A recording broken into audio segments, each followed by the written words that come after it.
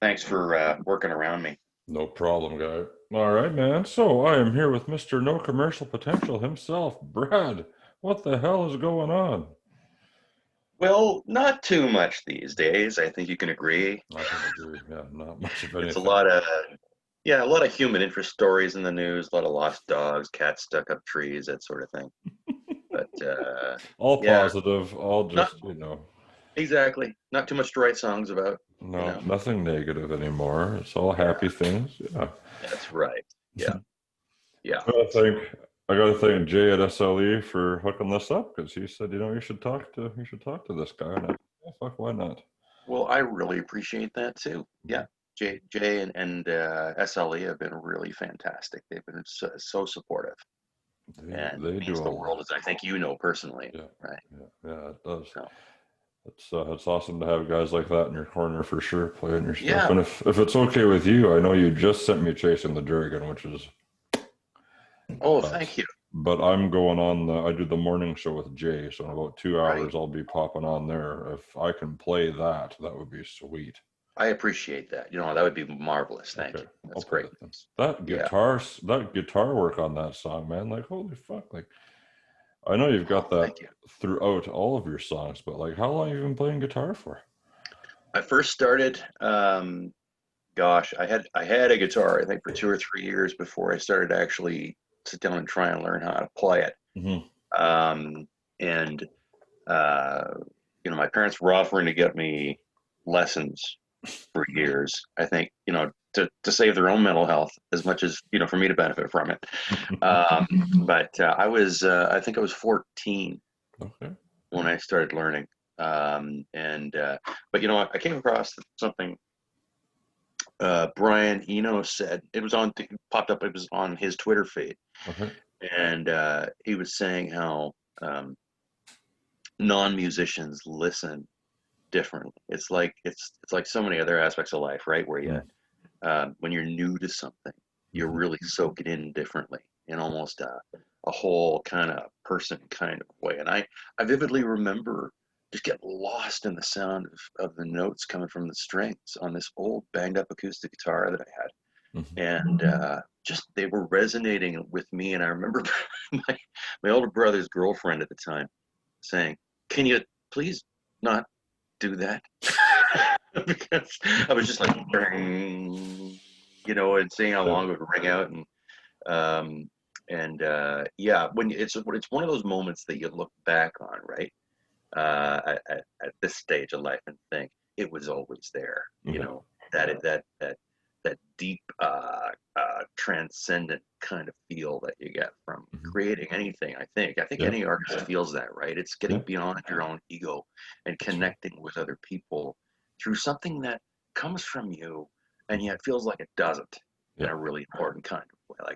Like you must have experienced this, as I think most any artist does when they're reasonably happy with whatever they've made, Yeah. right?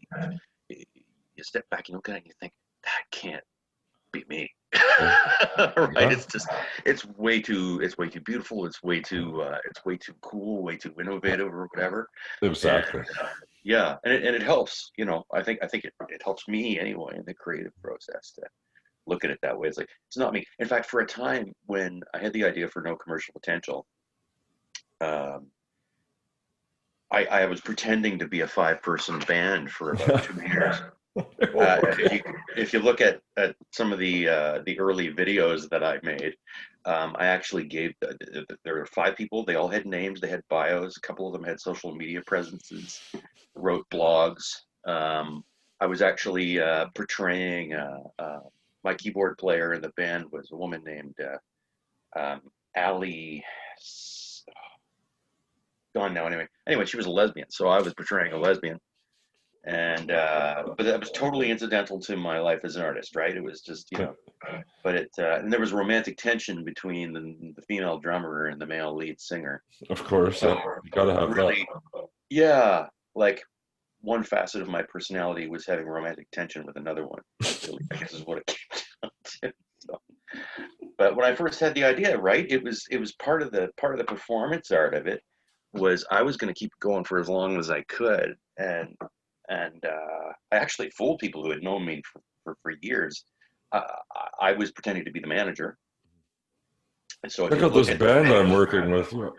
yeah, yeah. So if you look at the end credits on some videos I made from those days, it shows me as, management kind of thing, and gives contact information for my office and all that, and all these fictional people scrolling up and the stuff that they've done.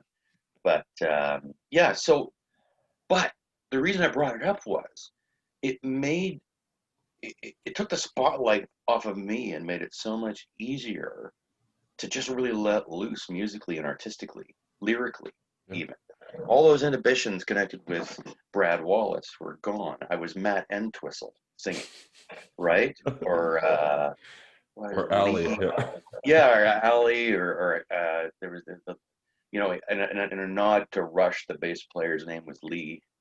But anyway, yeah. So it's funny. And the first album I did, um, my third one, where I took that veil off and just decided to be myself.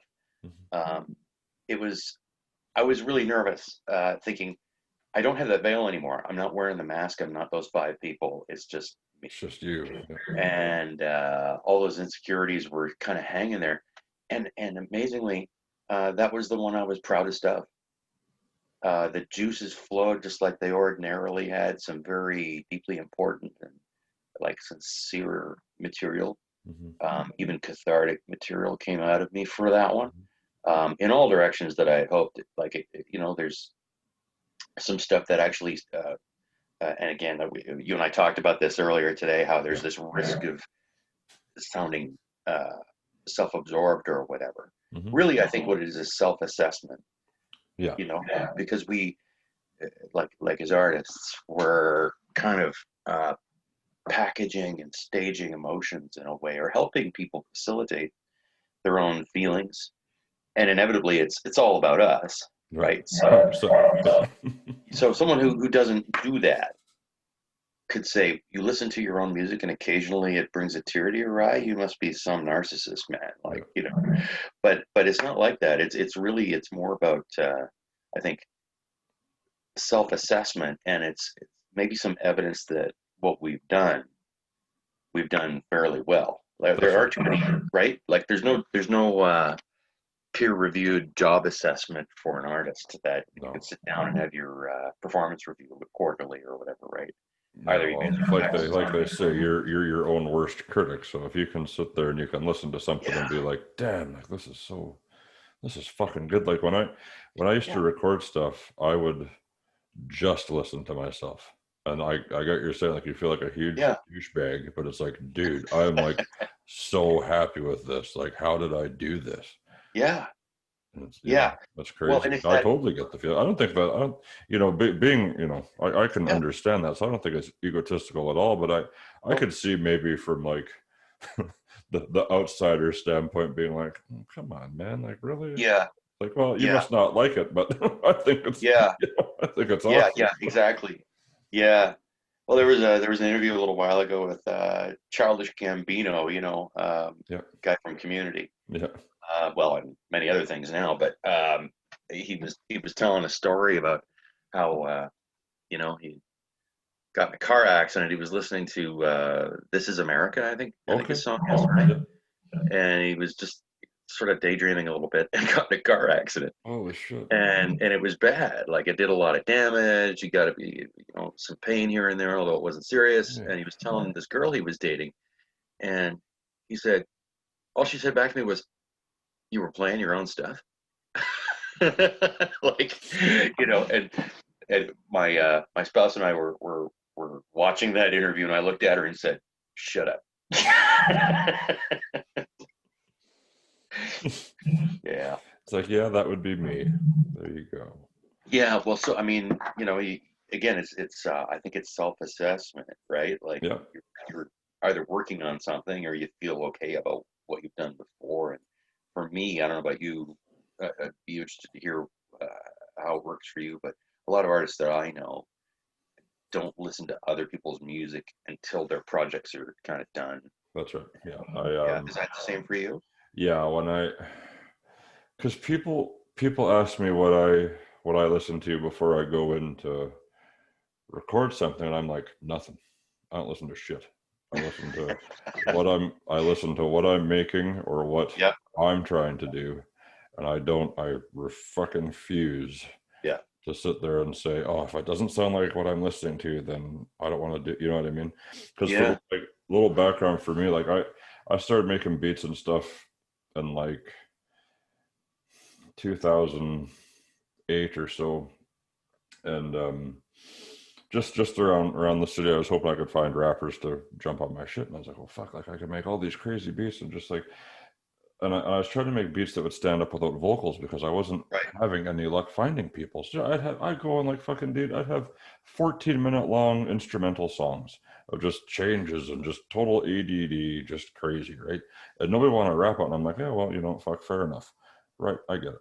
But as time went on, I thought, fuck this, like I'll try rapping myself then and see what happens with it. And then I was getting frustrated, and they're like, well, my buddies were saying, well, why are you getting so frustrated? I said, well, because I don't fucking sound like anybody. And they said, Yeah. well, isn't that the fucking point? And I'm like, Well, that's right. you're right, that is the fucking point.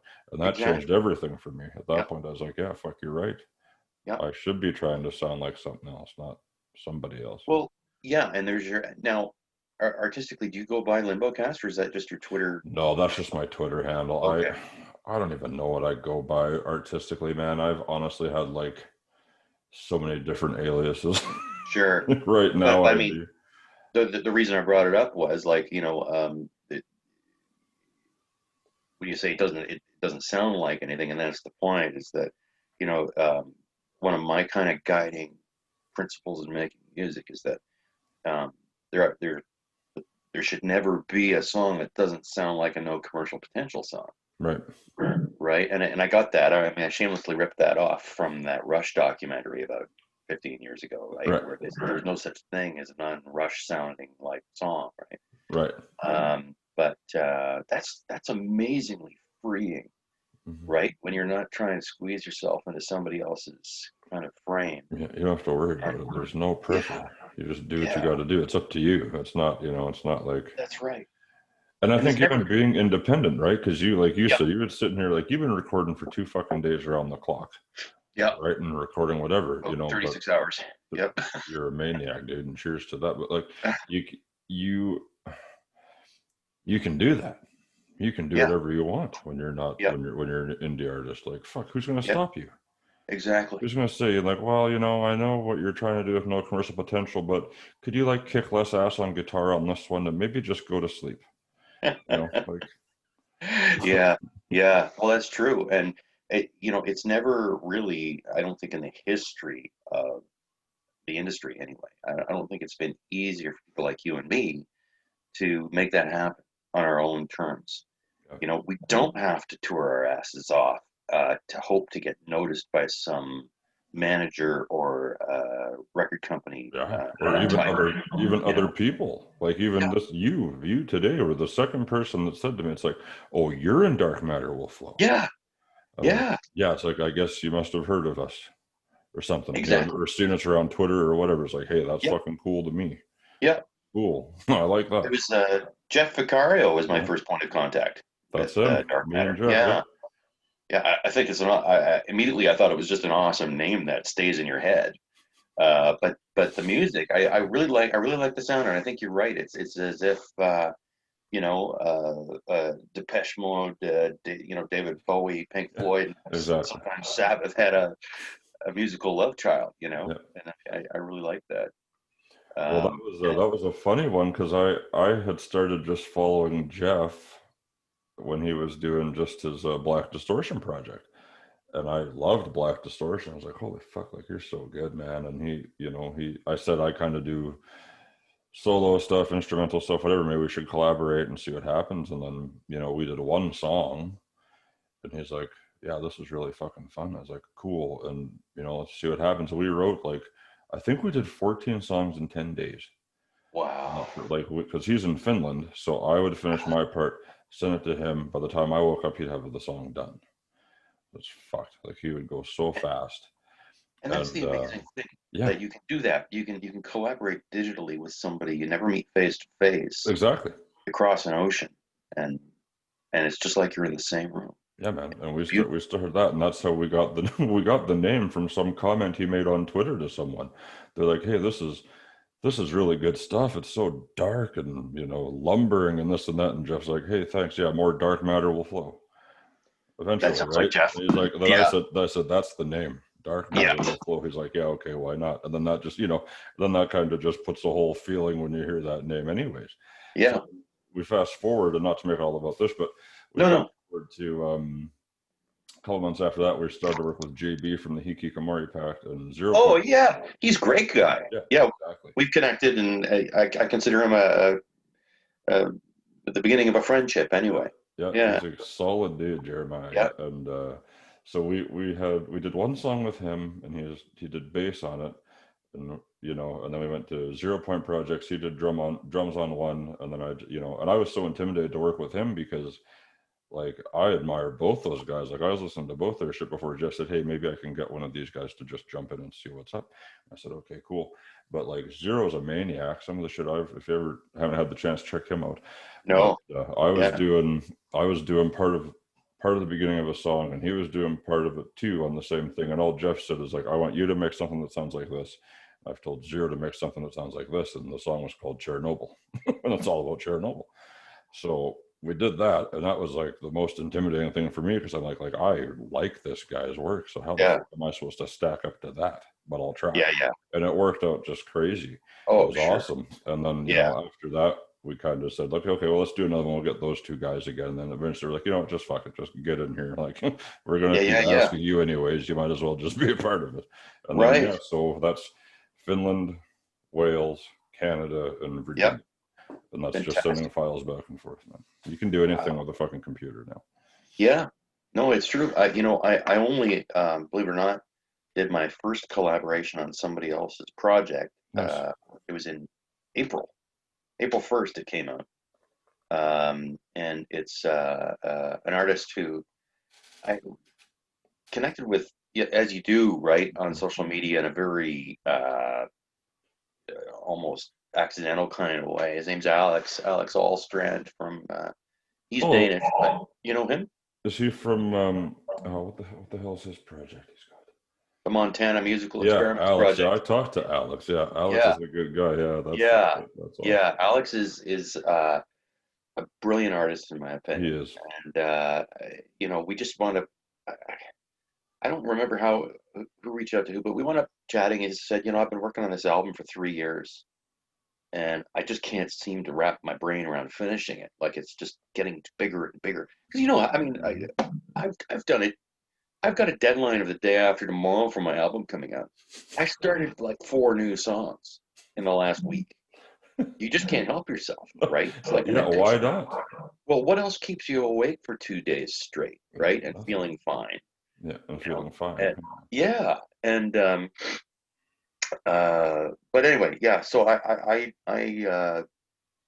he's far too kind to me in saying that I was sort of able to help him just kind of set free and take the pressure off and Hmm. just put together what he's got faith in. Hmm. And he invited me to play on a track, the final song called "No Trust." Um, I, he put out a reissue, a single of that Nice. just a week or two ago, actually. And you get to see me in my pajamas on the video doing the guitar solo uh, on my phone. But yeah, so I got to do some leads and some the piano. Um, but it was the first time I'd ever worked with anybody else, and he is a great artist to Yeah. work with because um, you know, like he gets the importance of, I guess, just freeing up what's great in other people Yeah. to let them, just let the magic go, and instead of trying to control everything. That's He right. said, because I realized he said, if I go full Roger Waters on you, you're not going to be around very long, right? So, and he managed to put together some really cool people to collaborate with, and He he's, worked with a couple on that last album he did, I think. yeah, Clara Estelle yeah, was one, and Claire Estelle, yeah, that's right. there's Um, others. Yeah. yeah, oh heck, I can't remember. Deborah, um, sax player, Yeah, yeah, yeah, yeah, beautiful, yeah, yeah. haunting sax work Yeah, on this one. great work Oh, on that. man. Yeah. Yeah, yeah. But he's actually given me a lot of feedback on stuff. Like I've been sending him tracks as I go along, Mhm. and what I have in this alliance with Alex and others, and you may have fellow musicians who are friends who you Yeah, can rely on as yeah, well as we have this no ego kind of rule that's right. where which is bullshit in one sense and kind of ironic because you kind of can't be an artist and say I've got Without something some worth sort putting of out into the ego. world. Yeah, Yeah, exactly. you've got to have a big enough ego to put it out there in the first place. That's right. You have to have Um, enough nerve to want to go through with nerve. it and not be scared to like. Yeah, I think though once you do it once, that's it. yeah, I And think it's you're just right. you're chasing. Everybody starts somewhere. Chasing Once the once you dragon. get that exactly, once you get Yeah, that first song out, yeah, that's it. And then exactly. you're like, okay, well now I want to put another one out. Okay, well Well, now and then you learn, yeah, right? exactly. And You you learn get how to better as do you it. go, you grow and Yeah, everything like that. But it doesn't. technique. And, It's exactly. It's the same thing for me with starting this podcast. Is like yeah, I'm never gonna start one until I do. right. As well just Yeah, start. So you're it's the same absolutely thing with right. music or whatever. So as soon Well, as you get one done, you're fucking rolling, dude. you're absolutely right, and the bug only gets stronger. What kind of gave birth um, the No Commercial Potential project, getting it off the ground. It was this idea I had. If I ever have a band, I'm going to call it No Commercial Potential. I said that for like 10 years beforehand, and it was a downtime in my life. It was in 2015, 2016, that reached a crescendo when I had a brain hemorrhage. Oh shit. In October of 2016, yeah, I took a swig of carbonated drink. I Mhm. coughed really hard. Felt the worst pain in the back of my head I'd ever felt. And it turns out my brain was bleeding inside my skull. Holy fuck. And 4 days I went without seeking medical attention because who thinks their brain is bleeding, right? You just think That's nuts. I've hurt myself back here somehow. I don't know how. Yeah, pulled a muscle or Um, something. that's what I thought it was. It felt like a tear in a muscle or something deep. Mhm. Um, but it got worse. The weird thing was, I lay in bed on one side for like 3 days. Felt great on the third day. Got up, did a day's work on the fourth day. Drove around, met people, did banking. By the end of the day, I was feeling the tingles in the extremities, the nausea, the having to lie down, the head pain. Mhm. By the next day, I had to cover my eyes because the sunlight was too much, and then we were calling an ambulance. But I had just put out the first NCP album called "Who Cares" a couple of months before that, and I was lying in that hospital bed, and it hit me that because like instantly they started calling me the Miracle Man because Mhm. statistically you die. Like the first sign of a brain hemorrhage is usually death, right? Yeah, Like you don't know you we have have to one talk unless about. Yeah, exactly. It's over before you find out in the autopsy. But um, I was lying in that hospital bed, and it hit me a week or so after that. I would have been buried by now. You know, yeah, it's a weird feeling, yeah. and I was imagining what the funeral would have been like. And I know it sounds like sad and morbid and all that, but it actually it in its own way, I came up with the first couple of lines of the first song on my next album after that. And I was lying there thinking, you know, just knowing what I know about friends and family and human nature, and the people that I know anyway, um, they would be saying all kinds of beautiful things about me. And that would be sweet, but it wouldn't reflect the real me. And if there was any message I would hope I could send to people I leave behind if they're sad that I'm gone. If it's leave me real. That's the title of the first track on an album I put out called Meltdowns and Manifestos in 2017. And the idea is, um, if I should die before I wake, don't make of me some kind of saint. Don't paint me wiser than I was. You Hmm. know, I'm not this marble figure kind of thing. It was just me. I was an asshole sometimes, and I was, Yeah. selfish and stupid and Hmm. quick tempered and all that. And just leave me be. Just leave me real. You Right. know. Um, and so even lying in that hospital bed, contemplating my mortality, there was this. I came up with those lines. If I should die before I wake, don't make of me some kind of, because I was still in danger of dying for months after that. I was a high stroke risk, and there were all kinds of complications that could have come out of it.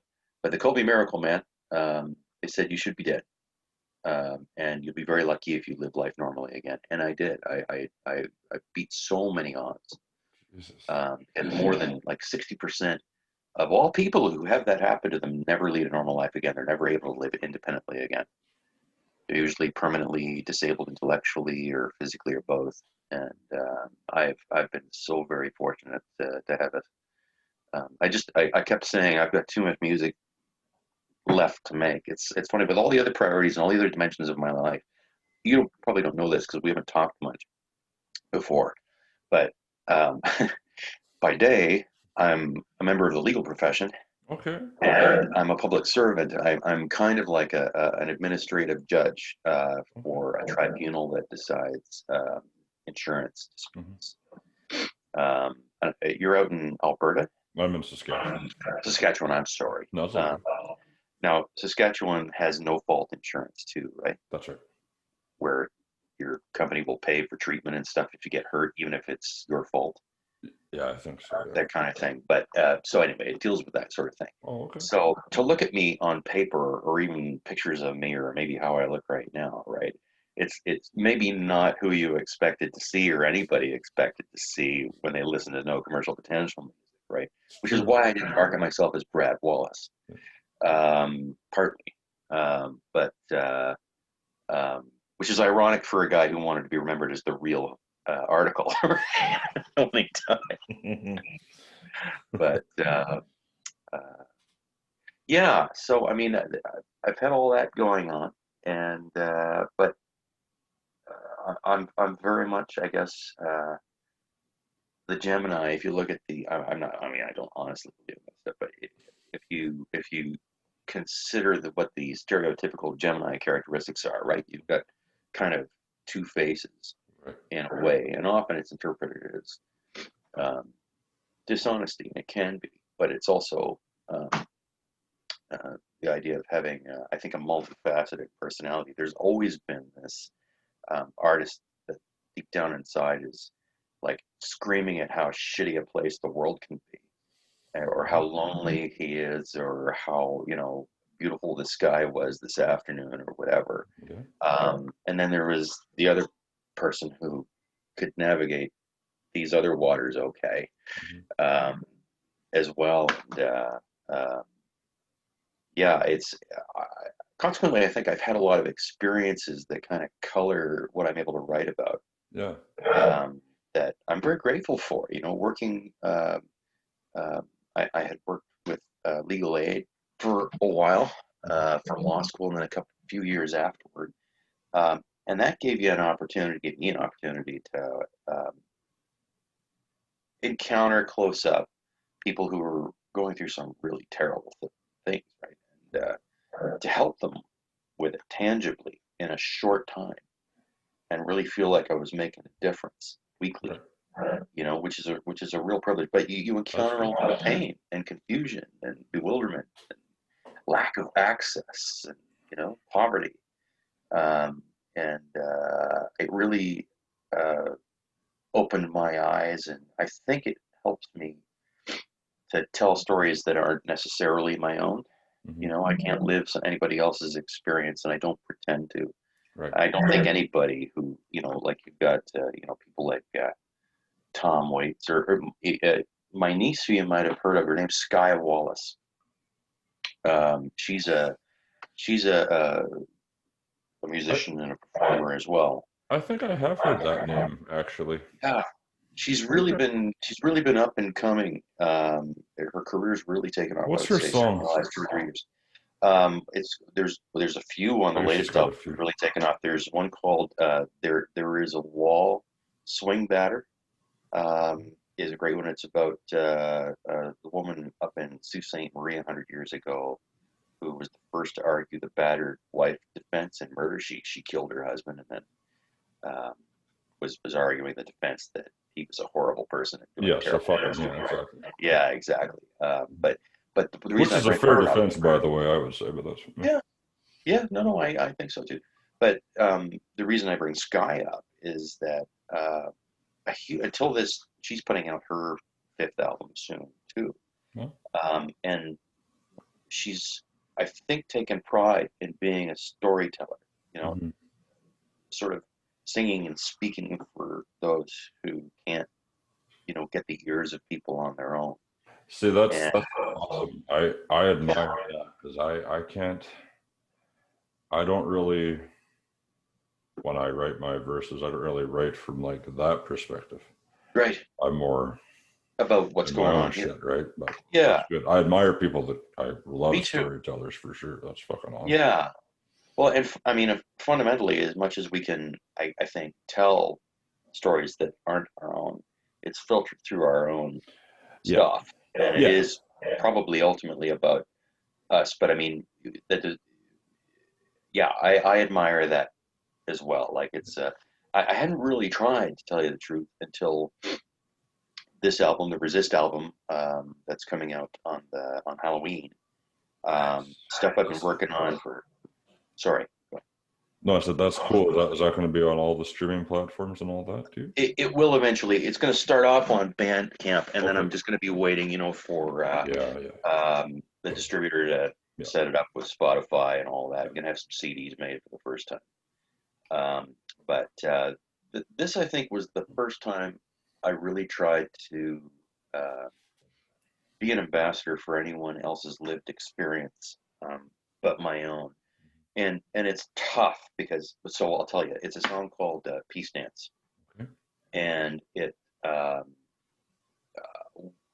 I've had the help of a great ally and someone I consider a brother um, from out in BC. His name's Bob Chamberlain, and Bob is an Indigenous man. He's been very active in trade unions and in politics. He actually ran in the last federal election for the NDP. Didn't work out, but he's opened my eyes to a whole, I think, dimension of reality in our part of the world, and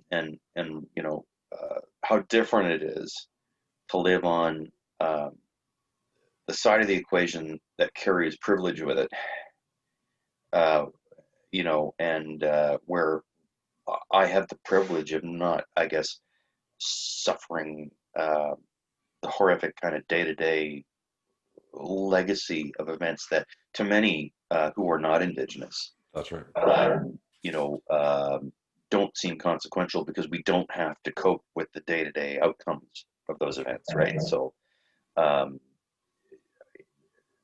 nothing kind of instinctively tears me up more inside than some white person saying about, you know, uh, uh, indigenous protests or Black Lives Matter or whatever. That was hundreds of years ago, man. Get over it. Yeah, I'm with you. I'm with you on that. I can't stand that. Yeah, I hate those fucking guys that do yeah, the all lives matter thing. It's like yeah. no shit, you fucking dummy. We know that. Nobody's saying they don't. So if you're saying all lives matter, then why are you still treating people like this? You fuck. Yeah, That's what good. Exactly. I hadn't thought, you know what, those words had never come to me, but that's exactly the response that, I have a mask because we got to wear masks when we go into stores. I have a Black Lives right? Matter. Oh, Then right on. people fucking turn their head. You come to fucking racist Saskatchewan and see a fucking white boy with me who's bald. He looks like a fucking skinhead wearing a Black Lives Matter mask. Oh, you're a walking kind of visual contradiction in terms, eh? I like that. 100%. Good. Yeah. 100%.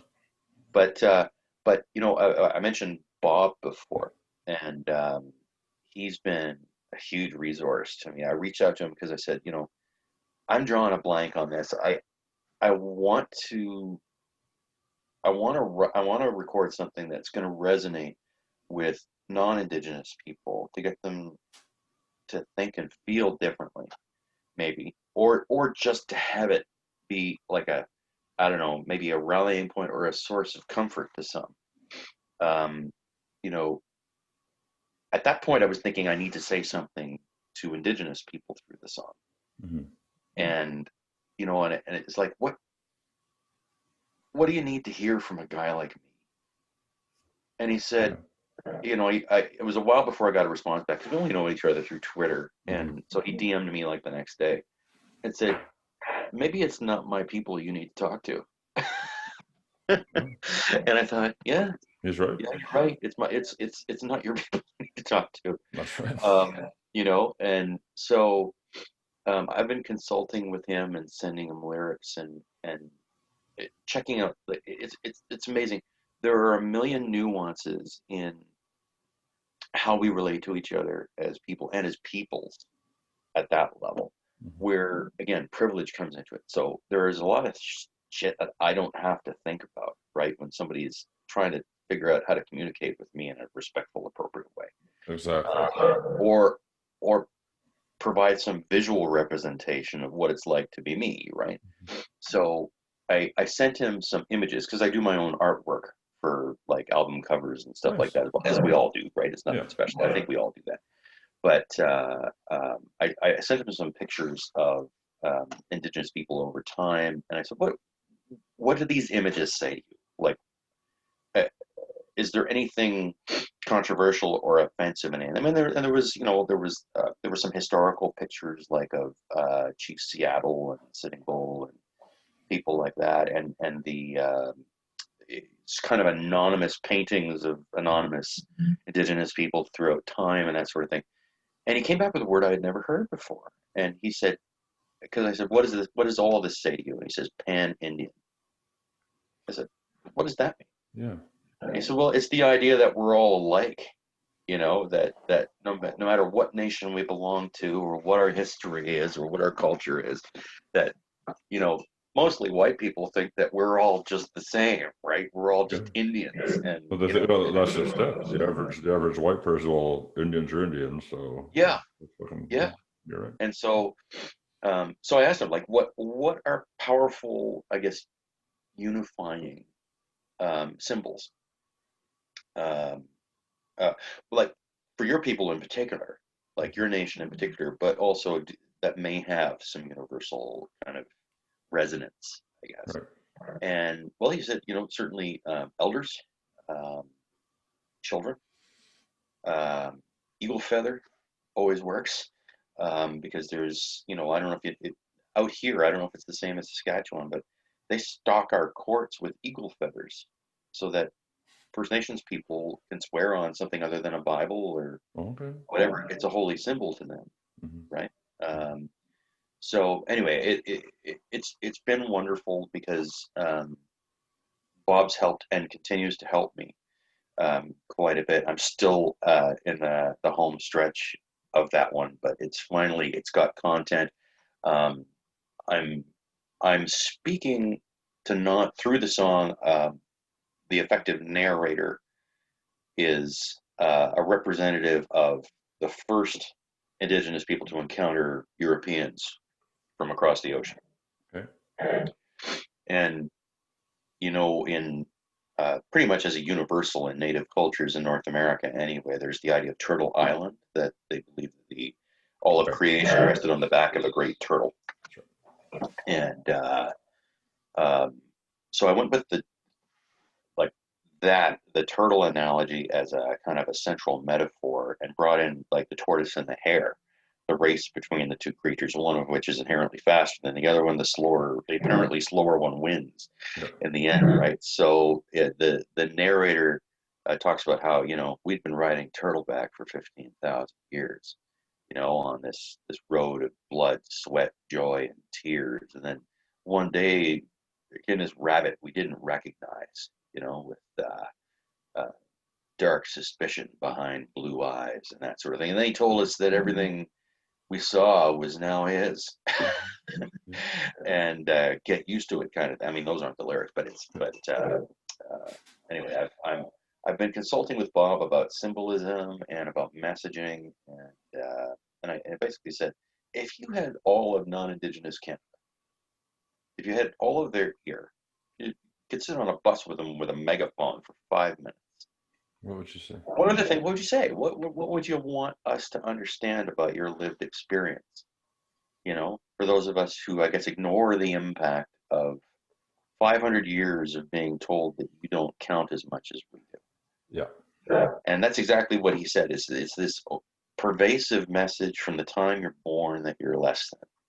That that you simply for the color of your skin or your name or where you were born. Um, but he's been amazingly helpful. I've reached out in another track. You mentioned the Black Lives Matter, and it reminded me of some artwork I did for a song called "I Can't Breathe" that's coming out on Resist. Yeah. And it's of course around the death of George Floyd, and using that as kind of a central metaphoric point for the storytelling about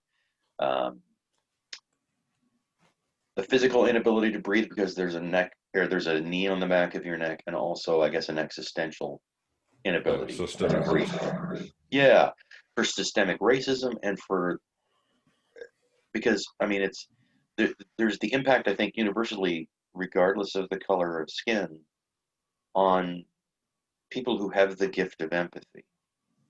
There's an extent to which when you feel deeply, as I think most artists do, whether they recognize it or not, or you wouldn't be able to make what you make. When you feel deeply, there's a deep kind of pain, I think, that comes from suffering when it's there in front of you. Yeah. And there's a sense in which none of us can breathe in a world where that kind of injustice is encouraged, let alone not suppressed or corrected, much less quickly. And so I wanted to come up with something that had a sense of solemnity about it. It's not a rock song. I mean, you've heard that piece I did called "Chasing the Dragon," which I wanted to have multiple layers to, and I wanted it to be a raunchy, raucous rock song with a lot of ambient noise and. One song of yours that I was immediately enthralled with was "A Call to Prayer." I thought that was fantastic. Oh, you really did I went listen. back a little bit. Yeah, I was listening. A Call to Prayer was perfect. Thank Man. you That so was much. wonderful. And I wanted to, well yeah. Carry on what you're saying. I was like, okay, that's awesome. And then I want to ask you about Yeah. No, I'm thrilled to talk about any of it. song. Yeah, no, I'm so touched that you listen, though. Thank you. Yeah, I went back. But "Chasing the Dragon" is a very different song from every other song on the album. I Can't Breathe. I wanted to capture the feeling of a Remembrance Day service in the music with, brass, lots of solemn horns, with relevant kind of newscasts kind of vaguely coming through in the background, with the vocals, but with a note of hope. My partner Kristen says it's a very sad song, but it's beautiful. And there are a few greater compliments that somebody can pay you and say it's beautifully sad, right? Like that's just, the teenager deep inside me rejoices at hearing that. That's right. But yeah, that's another one. The just to cap this off, and then I'd love to talk about "Call to Prayer." The whole Resist album is a theme album. It's a concept album, and of course, the central theme is different faces of resistance. And we hear resistance or resist these days. We think the hashtag and all of that in the American political context as it affects the rest of us. And certainly there's, if you've heard some of my stuff, I'm very interested in history and politics and government and all of that. But one day it hit me that,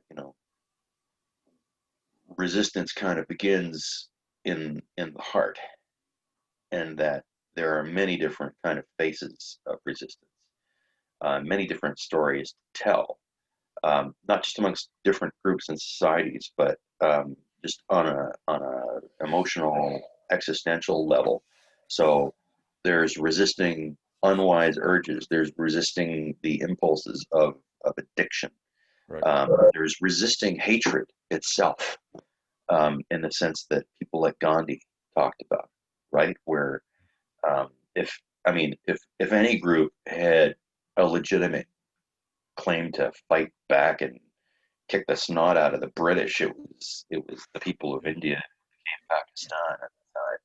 But I mean, his whole thing that Martin Luther King picked up on was, he didn't call it passive resistance, but it was sort of non-confrontation, Peaceful. non-cooperation. Yeah. Yeah, yeah, and so but that's so hard, especially in 2020, in a world where we get most of our information through social media, which is inherently designed to, I guess, Divide. ignite outrage, Yeah. right?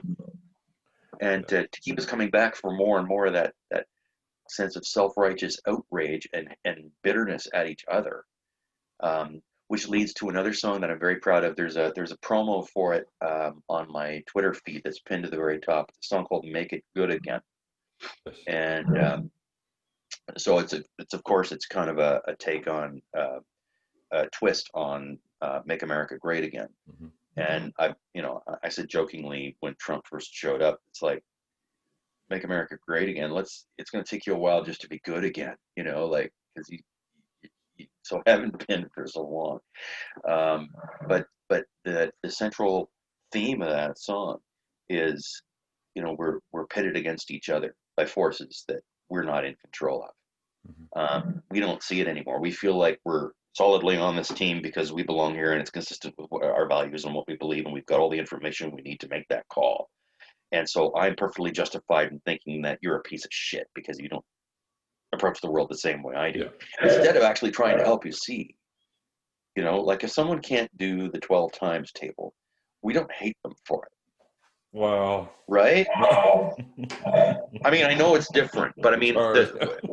if you boil it down, it's hard not to hate somebody who can't do the Exactly. 12 times table. But but but the principle's similar on a fundamental level in that, I have no problem saying. I mean, you've heard some of my stuff. I'm if ever there was a time in human history to stand up and take sides and say, this is right, that is wrong, I'm I think it's sorry, now, honestly. you're on the wrong side. Yeah, Exactly. Thank you. I'm the same way. I've been feeling the yeah, same way as you lately. It's like at some point you have to sit there and say, this is bullshit. And yes. I'm not gonna fucking I'm not going to do be nothing gentle about about it. it. I'm not gonna Yeah, be, I'm not gonna be neutral anymore. I have to yeah, be like, no, fuck that.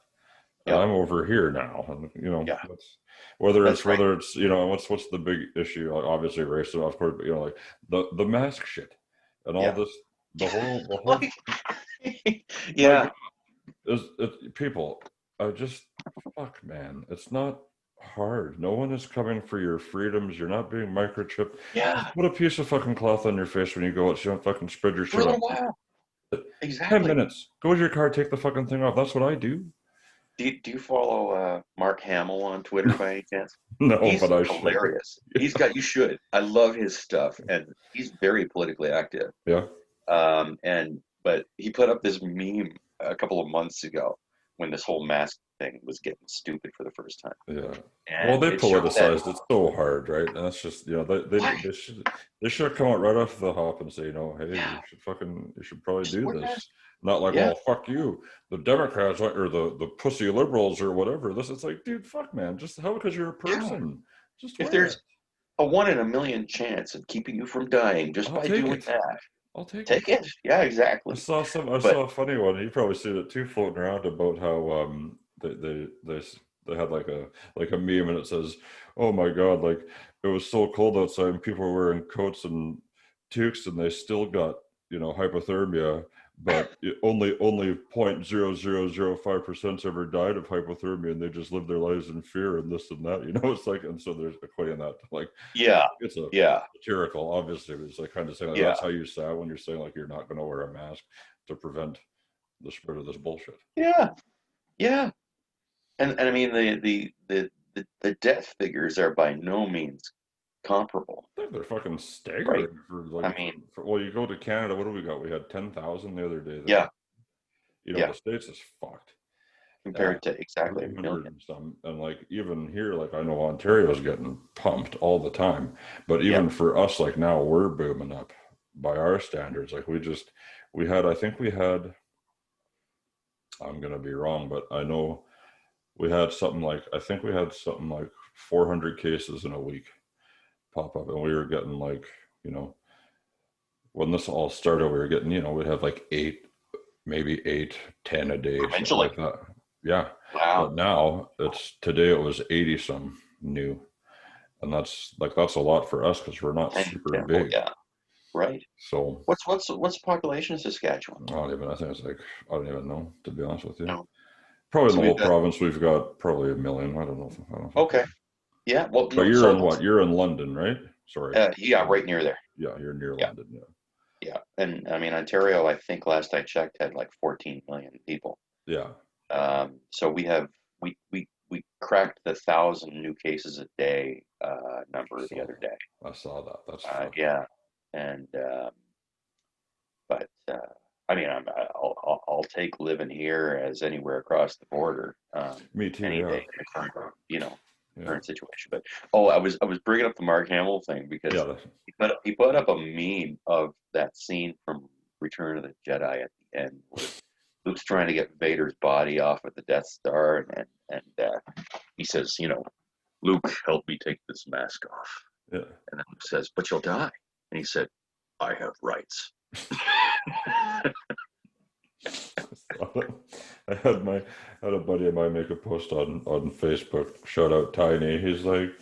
He said something about if you fucking anti-maskers try and do some bullshit rally on Remembrance Day saying how the people fought for your freedom and your freedoms are being taken away Yeah, by wearing masks, I will personally put pants on, come down to wherever you're all are at, and open hand slap each and every fucking yeah, one of you in the face. yeah, Exactly. exactly. There is Exactly. no kind of connection whatsoever. I Like, hate oh, that. I fucking hate that shit. I got freedoms. It's like, and I saw some lady the other day made some post, just a meme or whatever on the anti-mask pages on Facebook saying like, I work at such and such place, and I went in there on my day off because generally they don't care if I wear a mask or not, but now they're saying that I have to wear a mask, so I just walked out, and now it's probably time for me to quit my job. It's like fuck you, like you're gonna quit your job because your place of work is asking you to wear a mask.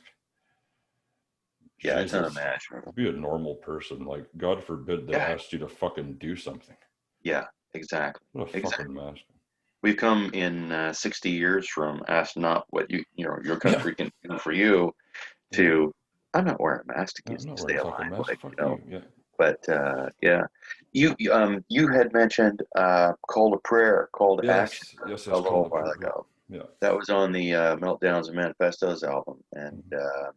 that was kind of the first one of the first shots across the bow in the political music after the nightmare began south of the border. And Mhm. I I remember reading the news story during the 2016 campaign before Trump even got the nomination, Mhm. where he was saying, the now famous footage of him with the American flags in the background, saying, Donald J. Trump uh, plans for an immediate uh, stop to all Muslim immigration until we can figure out what the hell is going on. Oh yeah, And yeah, yeah. first of all, it hit me as like, well, it's going to take you quite a while to figure out what the hell is going on, buddy, because Long you're not time. that bright. Yeah. But more than that, I couldn't believe what I was reading. This idea of a Muslim ban, like it's isn't it horrifying how much we've just kind of come to accept as background noise? It's like that happened, Yes. and now it's just over, and we move on to the next outrage To the a day next later. horror, dude. Like every day's a Yeah, fucking nightmare in yeah. some way. Like it's crazy. Personally, I keep I waiting for agree. Rod Serling to step around the corner and do his thing. The introduction to this week's episode. But Yeah, exactly, but man. but that song, I I had a notion for a song that wound up being on the album after that called "Fly on the Wall." Okay. The song is it's called E pluribus unum, which is uh, out of many one. That's actually embossed on um, the footing of the Statue of Liberty. Okay. Out of many, we are one. The Okay. idea of America, at least, being a country of immigrants, um, largely. And Yeah. I wanted, again, it was sort of the first stirrings of wanting to, I guess, empathize and reach out and kind of say, it's not you, it's us. Like, Yeah. and we're not the stupid. You know what I mean? Like, I wanted to send a message of solidarity to all the people around the world who were being unfairly judged and, Yeah. um, and harmed by this idea that if you're Muslim, you must be a security threat. Yeah, So, that's just that drives me fucking crazy too. yeah, Just hearing the way that some people talk about immigrants and all the the crap that they have to go through, and it's like, well, they can't fucking come here and this and that. Like now they're gonna ask for this. It's like they're basically in a fucking concentration camp, and if they want to yeah, come here to save their family and give themselves a shot, then fuck, why yep, not? Like, that's what the right. fuck are they doing to you? Yeah, You're gonna sit exactly. home on your privileged ass and be just fine. Yeah, that's right. Well, Lock and your door. Like, fuck what I off. what I think is maybe overlooked is that by encouraging immigration, even from countries like Syria that have experienced such horrifying civil war and strife and been the home of a lot of terrorist plots. I mean, there are countries that do sponsor terrorism, and that's one of them. Yeah. But by welcoming people from even the most war-torn, desperate places on earth, uh, don't we minimize the odds of the people that we welcome becoming radicalized and trying to kill people like us? So, You I feel know? like if I feel, well, I mean, why is it used to be that if you were traveling abroad, you wouldn't want to advertise that you're American or whatever Right. because they just take you, Yeah. you Yeah. know? Well, I know So lots of Americans consequently would wear Canadian flags on their that's backpacks right. when they travel abroad, right? That's right. Um, but yeah, that I wound up cutting off that because that was a song with lyrics and it became a song on the next album. But call to prayer, call to action was really, I guess, just more of a musical, like a purely musical outreach and just wanting to say on some level, um, this must hurt, and there is so much that's majestic and beautiful and powerful about the lived reality that you come from, um, wherever it is. And, Mhm. in sound all like this is some of the pseudo intellectual, semi spiritual nonsense I was tweeting about earlier, right? But it's true. I mean, no matter where we come from, no matter who we are, there are those aspects of every life that are Yeah. easy to discount. And right at that moment, it was Muslims from all over all over the globe who were being sort of grouped into one category and said, "You can't come here because of what you believe." And yeah, that song was. I was just thinking, uh, one of the gold standard songs in the history of music to me is "Kashmir" by Led Zeppelin, and "Call to Prayer." Apart from the very specific kind of political messaging, for me, I wanted to do something that was sort of like a blend between Kashmir and La Villa Strangiato from Rush's Hemispheres album, And again, I get the arrogance of that. It's nothing like that, but what I was, that's the kind of star. Those are the two stars I was kind of shooting for Mhm. anyway, um, musically. And I sent you pictures of my studio earlier, So, which is just my dining room, right? That I colonize every so often and put things away when we have company. But it all happens there, and it was just a matter of my method is a bit like I don't know if you know Daniel Lanois. The he's a well, oh please do yourself like a treat and look into the music of Daniel Lanois, Okay. Canadian musician and producer. You might know him better as a producer than as a musician. Who did he He produce for? produced U2, The Joshua Tree. Oh, okay. He did Peter Gabriel, Hmm. the Us album. Okay. He produced Neil Young. There was one called La Just a Noise. just a couple of no-name assholes, really. Yeah, Yeah. yeah, exactly. Nobody you've ever Nobody heard of. knows who these guys are, so it's Yeah, exactly. And if you listen to him, you will immediately see how much of his himself that he imparted to Peter Gabriel, to U2, to even Neil Young at the time, it's and interesting. created a sound that resonated, I think, throughout the '90s, certainly, and beyond. But he's this humble Canadian guy, who just does his thing independently. You never hear about him. He's a creative genius. And I read about him some years ago that his whole method is just to sit down and record and play until something interesting happens. And that really inspired the shit out of me. I was just like, yeah, why not? Why do I feel like I have to have something fully formed in my head or written down before I can make it happen? And one of my is the title of the pseudo band that I have, No Commercial Potential, implies one of my heroes is Frank Zappa, and that's actually he's the origin of that name, the No Commercial Potential name. Oh, okay.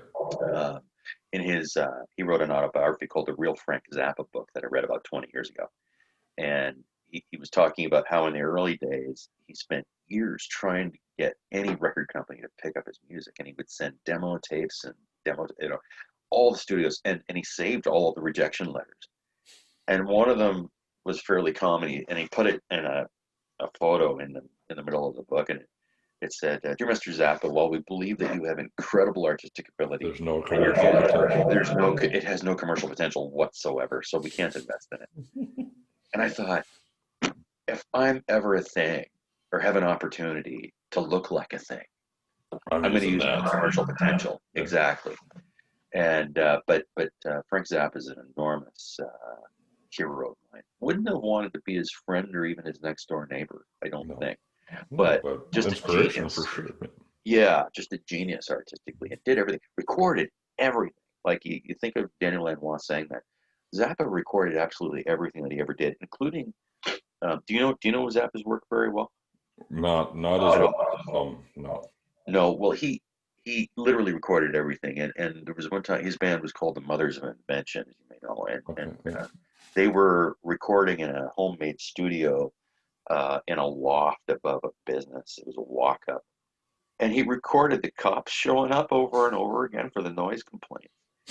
And one time, like he recorded the whole exchange, and is in New York, and this cop whose name is impronounceable says, If I've been up here once, I've been up here 100 times. And do you know how much trouble it would be? Do you know what a major blowout would be? If it gets back to the people downtown, I came up here, I know that guy over there like he's my long lost brother. And I come up here, there's not even so much as a citation. I don't give you guys a ticket. I just come up here and it's always, oh yeah, we'll keep it down. Do you know how much trouble I would get in? And anyway, so Tappa puts that on an album. I loved that. Recorded everything, recorded That's every hilarious. concert, recorded every track, every mic at every concert so that Mhm. he could use it later on. That's And when his health hilarious. failed, he did those, well, you might not, but he put out a series of live albums called You Can't Do That on Stage Anymore. And he mixed those together from just myriad performances over from the 1960s all the way up until I guess it was 92-ish, and put out these massive, sprawling double albums that were obsessively mixed and edited. Um, and you can do that when you record everything. Yeah. And it occurred to me one day that anything can be music. I printed that off on a old Dossie printer I had back at the time, and put it in, a former incantation of the studio at another house I lived at. And I just kept it there to remind myself anything can be music. And the price of sounding wonderful every so often is sounding terrible a lot of the time. And you just got to be prepared to live with that, and be humble about it and laugh at yourself. I very often, Kristen will hear me try to record something and I'll say, oh no, that's not it. Oh geez, that suck. Like, and you keep going, and sometimes it's not on, right? Sometimes you're just not feeling it. Sometimes it just sounds like shit. Sometimes you can fight through it, but often I got to put this down for now. I'm back in a bit. Yeah, but sometimes the magic just flows. Like the last I have, whoever might listen to this later on, you recognized earlier that I had been awake for 2 days recently. So, I managed to get an hour and a half long nap earlier tonight when I woke up thinking it was morning. But I have been buzzing on just music and the adrenaline of that for I was sitting in that dining room space recording on the same chair, I would say, for about 30 hours straight, except for the occasional walk to the bathroom and getting some food or whatever. And I've never done that before. And I swear, just something aligned perfectly. And it's still happening. I feel uh, really charged and intimately connected with finally completing. I've got about 38 pieces of music that are on the go for this album, and they're finally one by one. They're getting there. Um, and yeah, I'm just it. There's no other obsessive pastime for someone like me that's safe, that harms no one. You know, that you can pour all of your faculties into, that arouses you in an uplifting kind of way. Um, for me, than making music. yeah. There's no other comparison to it. And uh, and I'll say this, all kind of obsession hasn't always been a friend of mine. Mhm. And to have artistic expression, and especially music, um, is an amazing gift for that. To be able to be able to pour all of that energy and that focus into something that you can come away with and say, like I've got some friends like you and me, and you know some of them too. Like um, I don't have any illusions about being on a stage, and being whisked away in a limo afterward with champagne, and all of that. That's not what I'm doing this because I'll go crazy if I don't. Sure. It's got to come out, Yeah. and I kind of can't do it. If I tried to do it in ordinary prose, like if I was just to try and write down everything I was thinking and feeling all the time, there just wouldn't be enough time. But there's something about music that you can communicate so much more simply. Like the picture painting 1,000 words, to me, music is 10,000 or more. Through metaphor and even just feelings communicated by sound or silence. Um, and Yeah, it's a tremendous gift, I think, Yep. to have that, especially when um, at a time like we live in, when it's so easy to to to get self transcendence, to get beyond our own egos and emotions and our immediate needs for gratification, and that to feel like we're okay, possibly even better than some people. And all of that stuff is being pushed on us, right? Yep. Really aggressively in order to foster conflict. To some extent, I think it's being done intentionally by certain forces, but a lot of it has also been happening for a long time, I think, just unconsciously by the nature of the technology that we use, ironically, to socialize Yep. now. In that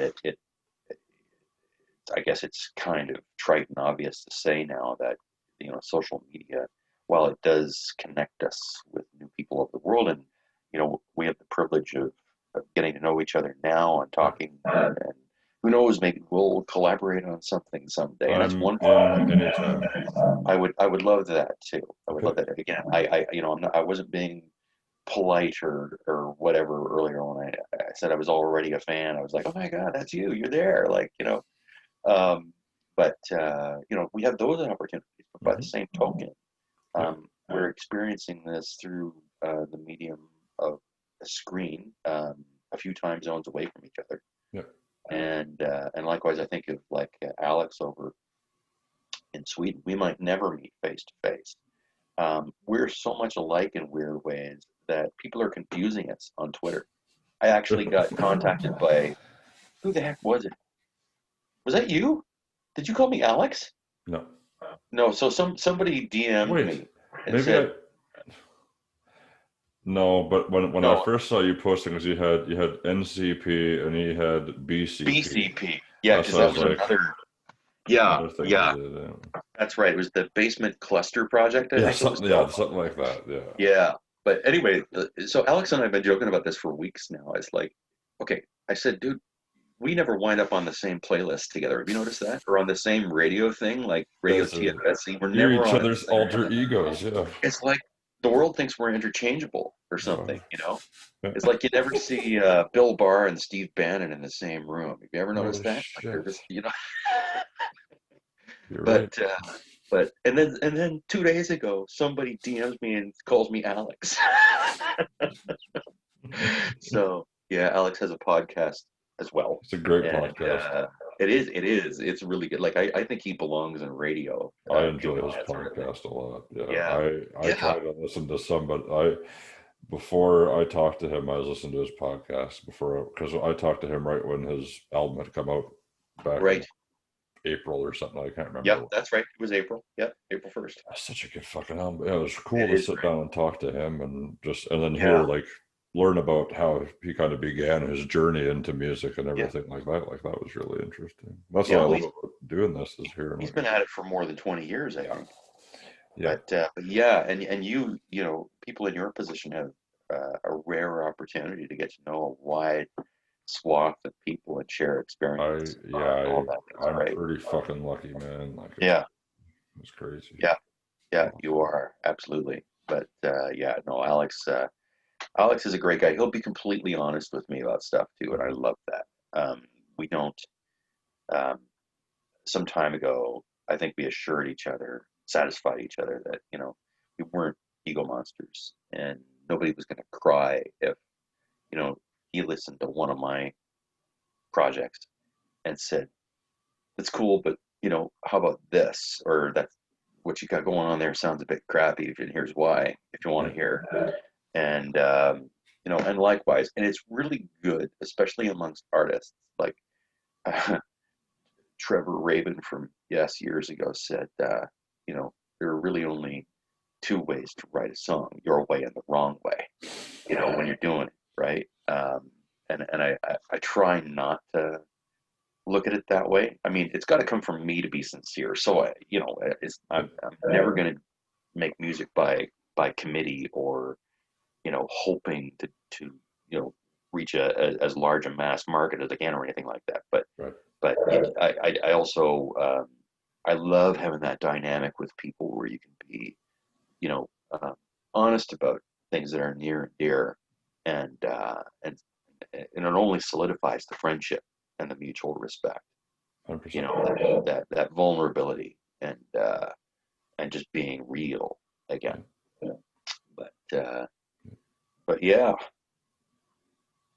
where are we? Where did we get to? Oh yeah, geez. Okay, so we left off talking about the Call to Prayer album and or song, and I was just one little thing I wanted to mention. I didn't consult anybody about this aspect of that song, and I had hoped, and I think I rightly assumed it wouldn't offend anybody. But as you may recall, the Muslim Call to Prayer is actually featured in the track. Right. It's the intro to the track, and it features again during a, a change in the song about 2/3 of the way Yep. through. And I got so lucky that whoever that Muslim cleric doing the call to prayer chant was had like fucking perfect pitch because he was singing right on in the key of A, which that song was recorded in, and it Uh, fit perfectly, right? So it just fit in there perfectly. And all of it now, what's cool is I think I'm guessing because I like to sound like I know more than I do about a lot of things. But I'm thinking music from that part of the world strikes me as like it's working on um, what's called the Phrygian scale. You know, there's a different way, Yeah. like arranging notes, and Yeah. I I've come to really love that and use it more on certainly on Resist, but it was featured heavily in the Call to Prayer song to give it that Middle Eastern kind Yeah. of Lawrence of Arabia type feel at times, Um, but so even when that guy was singing the Call to Prayer using all of those, what to our ears might seem like really unexpected, dissonant, almost notes, it fit perfectly in there, like it was intended, like the guy was in the studio doing it with me, Yeah. and but I had confidence because that was up on YouTube. I got that from YouTube, um, and it was put up by a Muslim source, right? So I was confident it wasn't, and I'm not being flippant at all because some horrible things are happening in France right now. But I didn't want to have a situation where it was anything like Charlie Hebdo, where it would be such an affront to a core belief of the religion to put that anywhere that Right. it would hurt anybody in any way.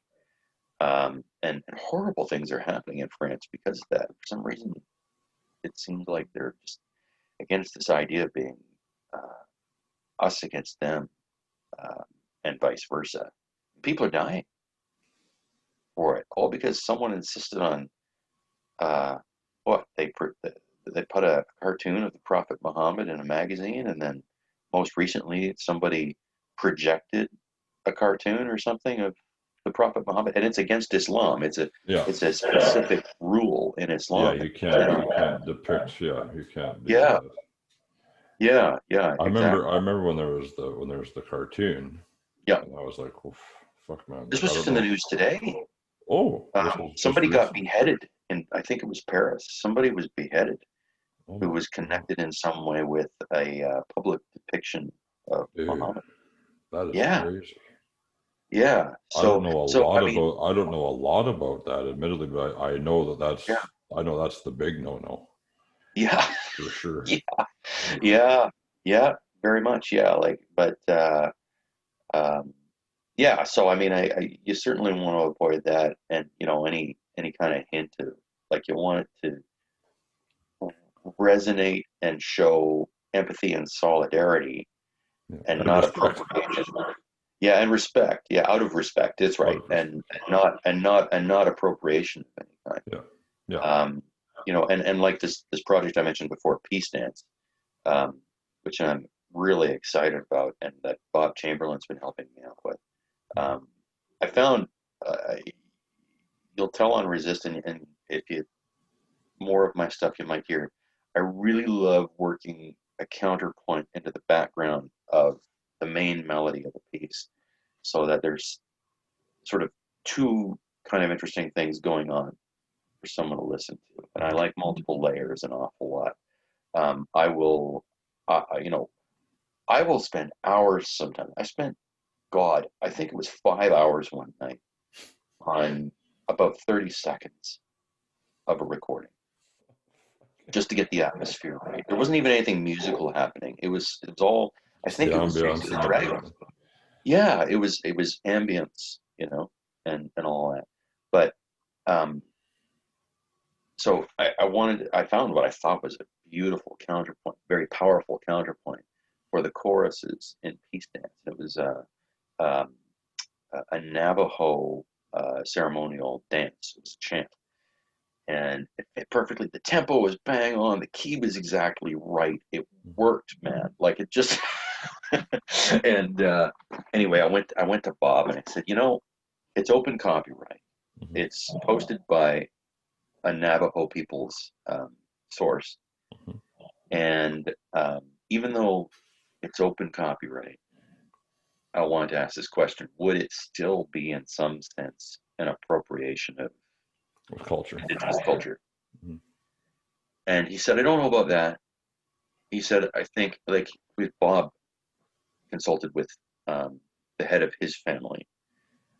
The songs in at least in our well in BC where Bob's from, in his experience, the songs are the property of the families. Whereas something like culturally significant stuff like that in European culture seems to be much more a broader social, even Yeah. governmental thing, right? Yeah. Maintained by institutions that are broader than families. That's right. Whereas these songs are the property of individual families and clans. Wow. And yeah, and so he had already explained to me that it's really important, Brad, that you don't just go on YouTube and use someone's songs from like some of my people can be really nasty and it Hmm. wouldn't just be disappointment that some of them might send your way Hmm. and mine if I knowingly let you do this. It's So a very you have personal to give that credit and say like, yo, yeah this isn't my, I got no, it from this. Yeah. yeah well, not even just the credit. You need permission, you need sanction. And I had an inkling of that because Robbie Robertson Yeah. from the band, right?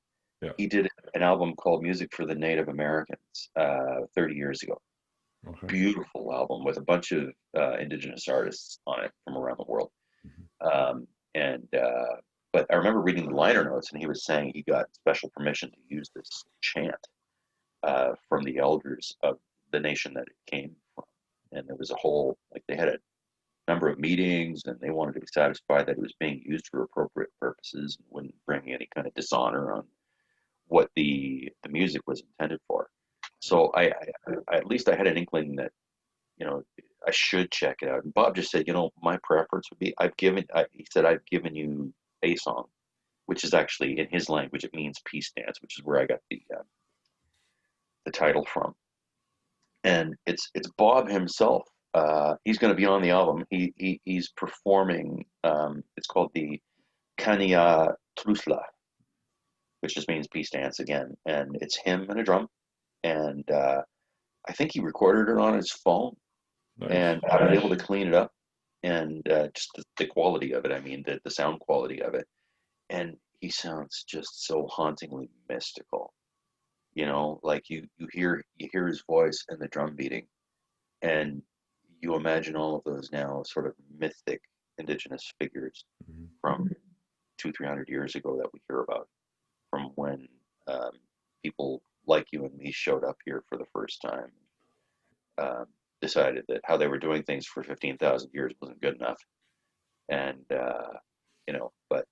but yeah, you always want to be, because I said, the last thing I want to do is have anything I do look like appropriation, much less be that, 100%. right?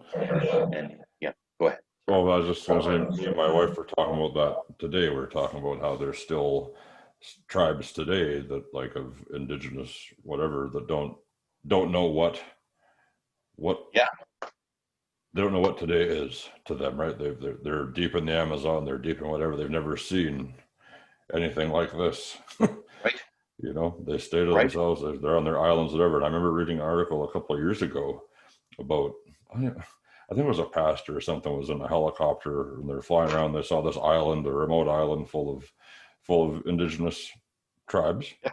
and the guy like got off the fucking thing and he's like walking up to the beach and they just threw a spear through his fucking neck. Oh, Remember that?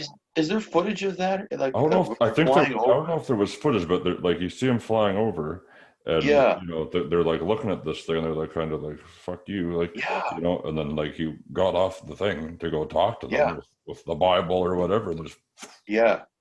and I Well, said, you you know know what? what, fucking good for you, Yeah, good for them, because yeah, anything yeah. like well, uh, if he was sick or something, he could have brought a cold they'd never dealt with. Well, That that's could have true. obliterated the whole thing, like Yeah. Think of how many people that died just from viruses that we well, took for exactly, granted as harmless. yeah, Well, like they wouldn't even have known about viruses back then, right? that's Just right. the patient get feel unwell and die.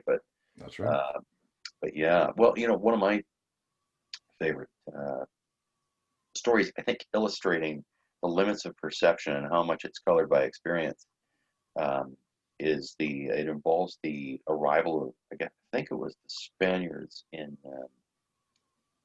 to the Aztecs, and um, the first people on the shores um, couldn't see the Spanish ships approaching until they were right there.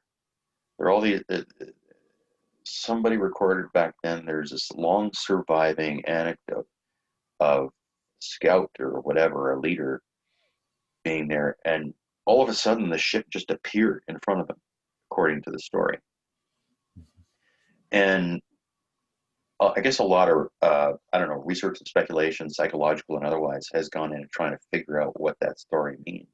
Mhm. And one potent interpretation, I think, is that there was no frame of reference They for didn't know what seeing the a fuck they giant were ship. seeing. Yeah, and It so it wasn't was invisible. registering.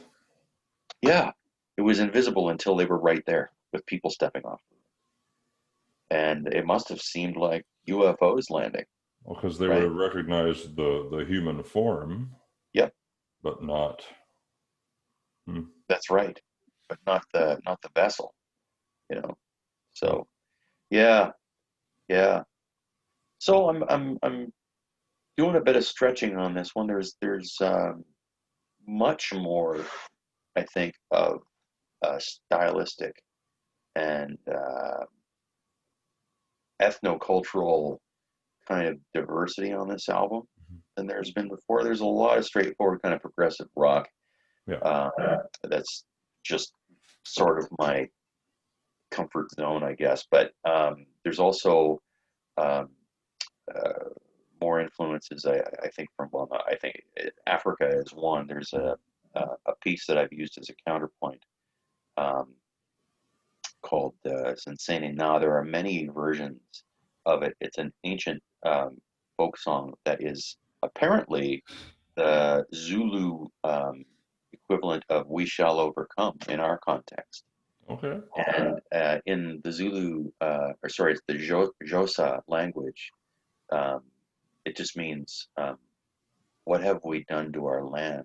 What have we done to ourselves, to our country, to our people? And it's a heartfelt kind of call for peace and justice. And so it's in the background of a song. It'll be the second last track on the album called "Be the Change," which evokes the um, Gandhi's favorite famous phrase, which is, "We must all be the change we want to see Yeah. in the world." And so I wanted to do something energizing and affirmative for right toward the end. I wanted a good mix. I didn't want it to be all angry political music or it, you know, tongue-in-cheek kind of semi-comedic satire or anything like all of that. It's got all of that on it. It's got some love songs on it, and "Be the Change" though is very much was like, what are we waiting for? Who are we waiting for? Um, you know, uh, there's this great anecdote in Judaism where it's from long ago, and someone's praying to God and saying, you said you would send us a Messiah from the beginning. There's so much hatred and injustice and war and want in the world. Why haven't you done anything about it? He's saying to God. Mm-hmm. And God answers and says, I did. I sent you. And if anything is missing, I guess, in our culture, certainly in me, it's the immediate sense of duty, I think, that is strong enough to impel people like me to get out and actually do something about the unprecedented kind of hatred and pain and want in the world today. That somehow is just background noise to us now. We've become so inured to the horror of day to day. Children being kept in cages, ripped from their parents. Even just wrapping your head around, you know, the the global death toll from COVID-19 and what that means for the future. The Blink, right? countries that should have the best medical infrastructure that could handle this shit. Yeah. He would Yeah. see this. He would see this in a third world country. Yeah. He would Exactly. see this wherever. But this is, I think it was Italy that had like they were That's ranked higher. They were ranked higher than the States on their that's healthcare right. system, and they It was got a terrible time. crushed. Yeah. Yeah. So It was a man, terrible time for them. And now, I mean, the countries again, like France imposed its first ever nationwide curfew last week. Germany's doing it again. Is that right? I Yeah. heard. Well, I heard. Well, Ollie told me today that they're doing a 4 week lockdown, a light lockdown. But I know, UK. I think their curfew is. I'll ask Jay in a bit, but I think he said it's 6 p.m. if you're Wow. inside. 6 p.m. Wow. Outside, you get whatever. But See, this experience is. I firmly believe it's going to be remembered with, um, the Black Death, the both World Wars, yeah, the Crusades, the fall of Rome, yeah, with the cataclysmic global historical events that will affect culture, and it's how affected we relate to everything. each other. Yeah. Yeah, exactly. You know, Like I can't believe it. I remember watching all this whole thing unfold. It's like one yeah, day, my wife even called it. She called it before the WHO announced it. She's like, "Well, this sounds yeah, like this is going to be a pandemic," and I was like, "Well, why are you saying that word like yeah. this? No one's seen a fucking pandemic. It's just No, the Spanish flu, or not yeah, not to the or H1N1 or whatever, not to this yeah, extent." I was yeah. like, No, "No," I was like, "You're crazy. It's not." And then fucking 3 days later, oh, pandemic. I was like, oh, fucking okay. is your wife in healthcare No, in some way? no, No. she's just super smart. She just knows. Yeah, She's got interest. She's yeah. interested in that sort of stuff. That's good. So, Yeah, you need to but be to well, you survive. have to. You have to be, yeah, exactly. Yeah, Now, especially, but and then I think about watching how it happened. It was like I remember what was crazy to me was that they canceled basketball, NBA. I was like, oh, yeah, after that, hockey. Okay, no crowds at March Madness. It's like, and this was like week 2 of the thing. It's like, holy fuck, like what's happening? What's happening? yeah, And that's all, yeah, that's minor shit compared to, but just to have they thought it was serious enough to shut down all these money makers, and then never mind all the bars and touring and yeah. everything like that for everybody. But Sure. like to have those institutions or what people would think would be like staples in their lives, sports or Yeah. whatever, that it's just not. That's it. It's fucking done. No. It's like holy Yeah, shit. that's right. Well, and what we have, I think, yet to feel any of the impact of that having happened, That's right. and it's going to come. It's only a question of how we'll face it It's when going it to be a does. long winter. Yeah, yeah, it will be. I feel lucky that, first of all, to be Canadian, and I think we can agree. I have no idea what your political views are or whatever, but I don't have to. In that, we live in a country where we can agree on certain kind of core principles, and Yeah. one of them is that in an unprecedented global emergency where you've got hundreds of thousands of dead people and millions more, infected, we uh, we make sure that if you're going to face hardship, it's not going to be because you haven't been able to work. That's That we have uh, like I can't figure out where the Americans are coming from. I don't mean all of them, of course, but the current federal government is um, deciding to downplay this so much that not only are they not stepping up the way Canada's government has in order to ensure that there is an income support program that is meaningful. that's just it. Say anybody can really say what they want Yeah, about Trudeau, but at the end of yeah, the day, like you talk about fucking stepping up, yeah, and he exactly, got he got right out in front of this thing. exactly. He's And he like, said, you we know don't what? know We'll what it figure it is. out I later. don't know, but Yeah, I'll tell you what, you don't got to worry about. yeah, We'll at least have exactly. something. Well, at the same time, as And he's that's giving happening, daily updates. Yeah, exactly. This is what I know Exactly. today. This is what we're doing now. And That's what keep we're like doing. through the, and I'll never forget how haunting that was when he was telling all everybody that was abroad to come home. He's like, Yeah, now let me be clear.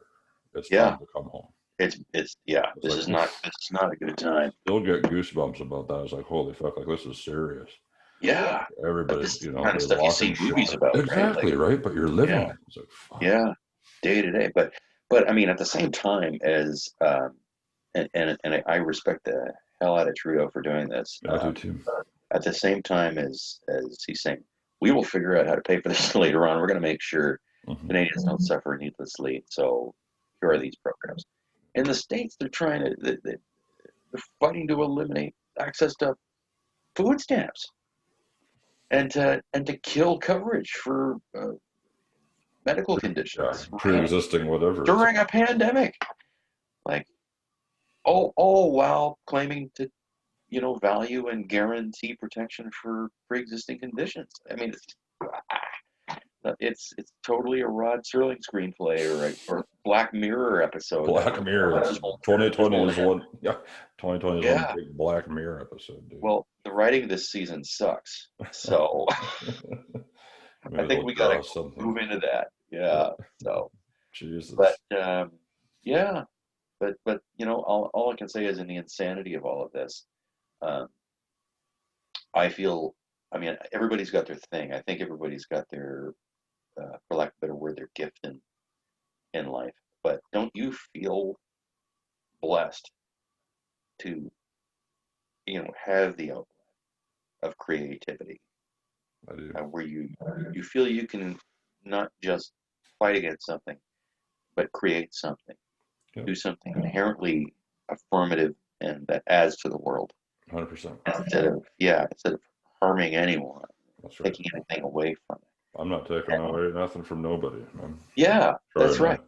give more. Yeah, exactly. And that's exactly what you're doing. And I love that about uh, services like SLE and people like yourself and Radio TFSC. Ollie there is another amazing supporter of independent artists. Yeah. But I was starting to say a little while back. I love this chat, by the way. We just kind of go all over the place. But I was starting to say a while back that I do, and we all have some friends who are musicians, Hmm. artists of different stripes, who do get a little pissed off when they aren't making money at it. Um, I feel lucky in that it was never the reason that I got into it, and I Yeah. never had any illusions, Yeah. about it. And to the point where I even deliberately chose a pseudonym for myself. It says, I have no commercial potential whatsoever, so here it is. I hope you like it. If you don't, it doesn't hurt me, and Still it's out making there. it. Yeah, and that's been a theme of the music. My last album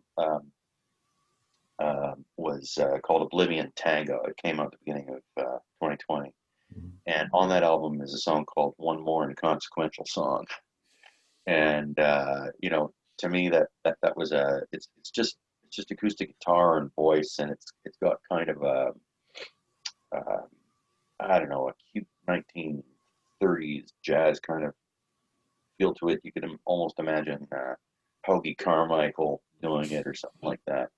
And to me it was sort of a coming of age song, and I deliberately wanted it stripped back to just me and an acoustic guitar in a jazzy kind of timeless way, where I recognized I'm never going to be Jimmy Page. I'm never going to be David Gilmour. I'm never, and it doesn't matter, You're what you, man. yeah, You I have mean, no commercial fundamentally, potential. well, that's right. And fundamentally, every song that I create, that any, and I don't mean this in any kind of derogatory way, but I think fundamentally every piece of art that every artist creates is ultimately inconsequential. You think of that poem Ozymandias, I think it was Shelley did it, and it's about somebody coming across these ruins in the desert, and it's on the obelisk is this uh, tale of the god emperor Ozymandias, who nobody's heard of, and it's on this obelisk that's broken and falling to pieces in the middle of a desert where a city used to stand. And he said, look, I am Ozymandias. Look at my achievements and Yeah. tremble. Meanwhile, you've never heard of them, right? Yeah. And there is a sense in which everything we do, right down to each time we fart or sing in the shower or raise our voices or sing or laugh or whatever, um, all sound resonates out forever. There's nothing to stop it. Everything that we say and do on planet Earth resonates out. The Earth itself makes its own sound. Mm-hmm. I'm not straying into pseudoscience. This is actually a project that Brian May of Queen worked on with NASA. Mm-hmm. Uh, he's I don't know if you know this. He's an astrophysicist. He No. went back to school after Freddie died. He Yeah. was studying astrophysics at university when Queen got together and stopped. So he's Dr. Brian May. He's a PhD in astrophysics. That's So dope. he was part of this worldwide effort to try and determine, like, develop technology that would actually pick up the resonance of the planets and other bodies in space.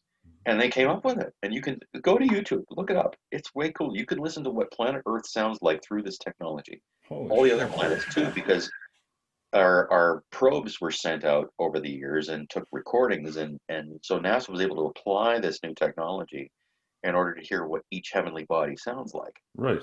And it's consistent with the theory that, again, sound never dies. There's nothing to stop it. It just goes out and out and out. Everything we do keeps ringing out into the universe forever. That's And amazing. isn't that isn't that more powerful and more beautiful in a way than Than making a anything else. noise, right? And there's I know I keep dropping I'm plugging resist as much as I talk about no commercial No, you potential. should. Not carrying. That's tomorrow on Bandcamp. Well, Halloween today. Well, I guess Saturday. it is the 30th now. I'm sorry. It So the is the 30th 31st. for both of us now. Yeah. So you're right. It is the 31st. So There you Resist is go. coming out.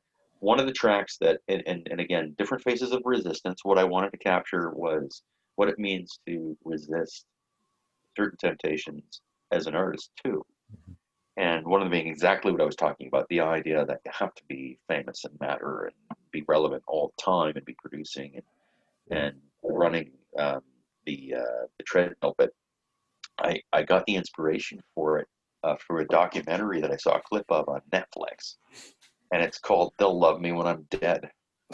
And it's a documentary about Orson Welles, who made Citizen Kane and so many other films. He he made Citizen Kane, which is, of course, rightly regarded as one of the greatest films ever made. Yeah. When he was only, I think, 24. He did his life's work, his masterpiece. Can you imagine? I don't know about you. I'm 48. Yeah. He was half my age when he made fucking Citizen Kane. That's crazy. Yeah. And he spent the rest of his days into his 70s trying to recapture that kind of magic, trying to make it happen again, and never getting there. And at some point, he was making his final film, again, chasing the dragon in a cinematic kind of way. And they said, do you ever worry about how you're perceived now after having achieved such preeminence, 40 years ago?" Um, and he said, "Not really." Well, are you concerned that maybe you're not the relevant kind of force in Hollywood that you once were? And he said, "They'll love me when I'm dead." So the song starts off with that clip. It just, "They'll love me when I'm dead." And it's a rocker. I'm really kind of excited about that. I wanted a ballsy, kind of defiant, um, but still tongue-in-cheeky uh, kind of song. And the thrust of the lyrics, I won't give away too much, is flipping the if I knew then what I know now. Um, it's sort of that part of me wishing that the world knew now what they'll know then, like when I'm dead. Yeah. And I darkly joke to friends, "They'll love me when I'm dead. I don't care," but there's always that tiny person in you that wishes that, or at least maybe doesn't wish, because that suggests like you're greedy for it. We all massively appreciate it when somebody says, "Hey, what you did meant something to Yeah. Thank you. Like, that's what I live for. Like occasionally somebody says something nice like that. It's like, Yeah. I heard your song, It's and really good. It's like, yeah, it's really good. It meant something to me. yeah. Yeah, exactly. Right. It's Well, it's it, validation because you said it's like you feel like someone's just like fucking pissing in the wind. yeah, You're pouring yeah. everything. You're writing fucking 2 days Well, straight, no sleep, and it'd be nice to get a pat on the back. yeah, I Like, hey guess. man, that was a good song. It's like, Yeah, thank you. yeah. Like for me, it's sort of like icing in a way. Like I'm trying to put it the right way because it's not. It, It's it's the it's cherry it's on more top, like, man. yeah. It's more like, I've got to get it out. If I don't get it out of me, it'll hurt me in some way. So I That's right. you just got to let it become what it's going to become and move on to the next thing. And then it's just, again, it's icing for somebody to really care. And I don't have great listenership numbers. It doesn't bother me. Um, Who the hell does anymore? Nobody does. yeah, that's right. That's right. But hey, if I get to have, like, one lovely person in the States, follows me on Twitter, told me that a couple of my songs made her cry, and that her husband walked in when, one of them was playing. It's a song called "Rain Dancer" from "Fly on the Wall." It's the final song on the album, and it's um, it's one of the most personal songs of mine, and it's about. I, I wanted to do kind of a song of encouragement for anybody who needed one for any reason. That would be generic. That wouldn't be story specific. And the message of Rain Dancer is, I guess, valuing the ability to dance in the rain of life, um, and that, the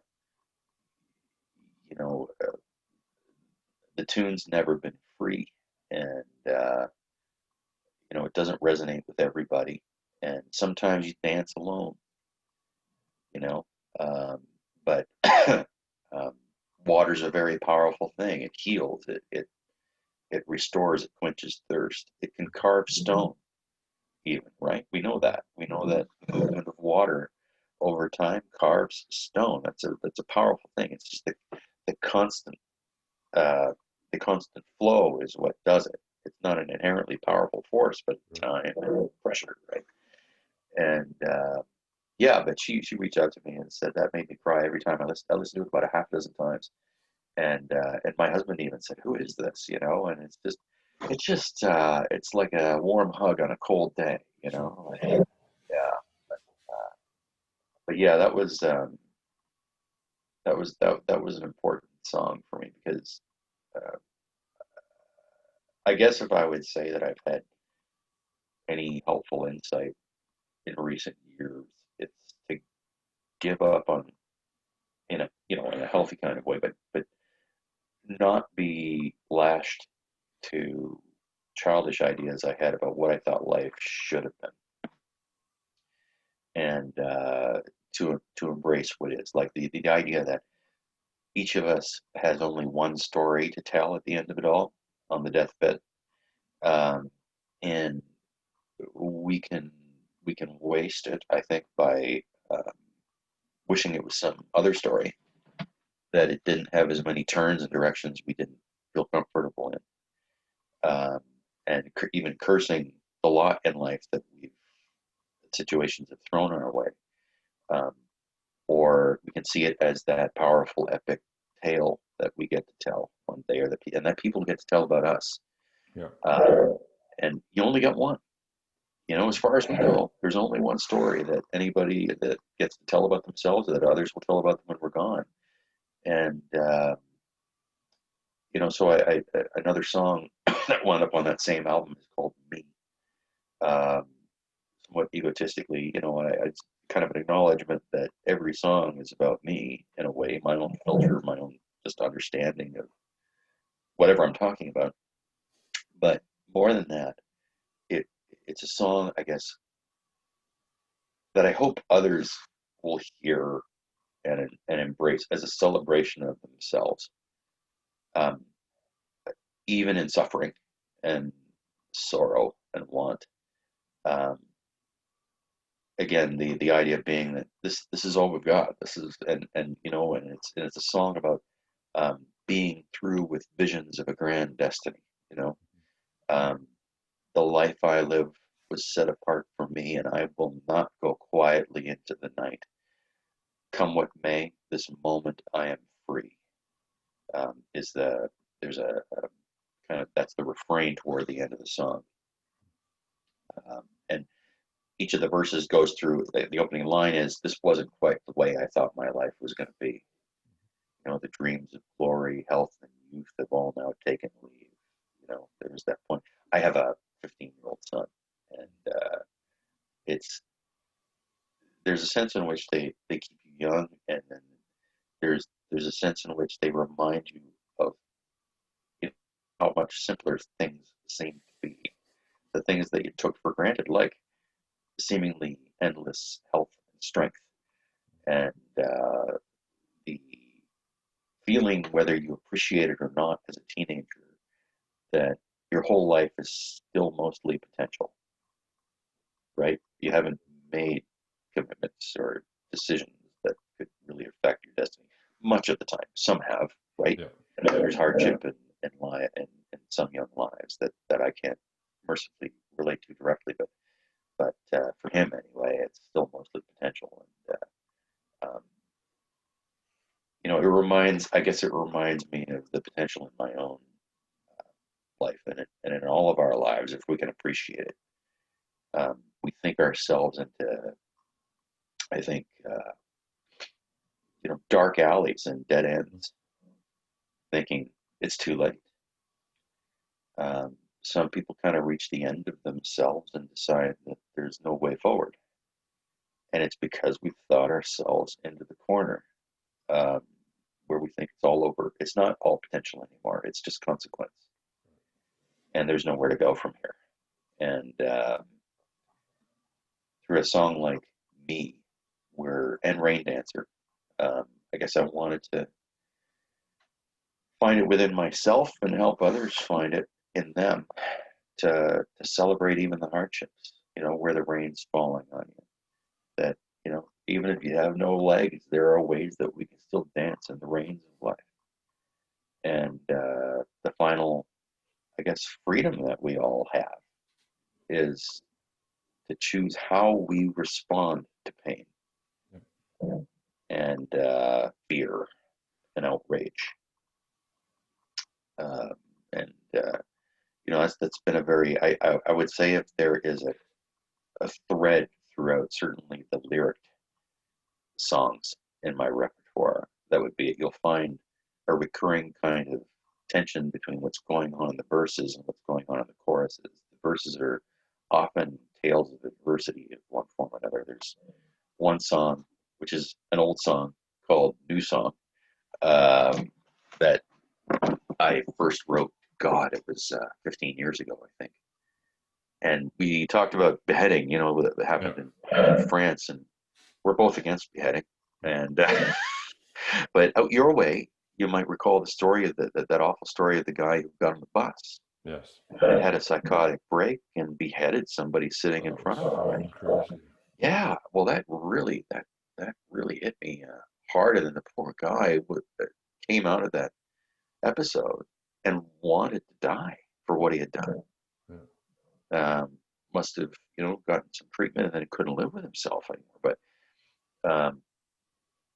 you know, that spawned a song about how, you know, Henry David Thoreau once said that most men alive in England today lead lives of quiet desperation, and that's where that line in the Pink Floyd song Right. comes from.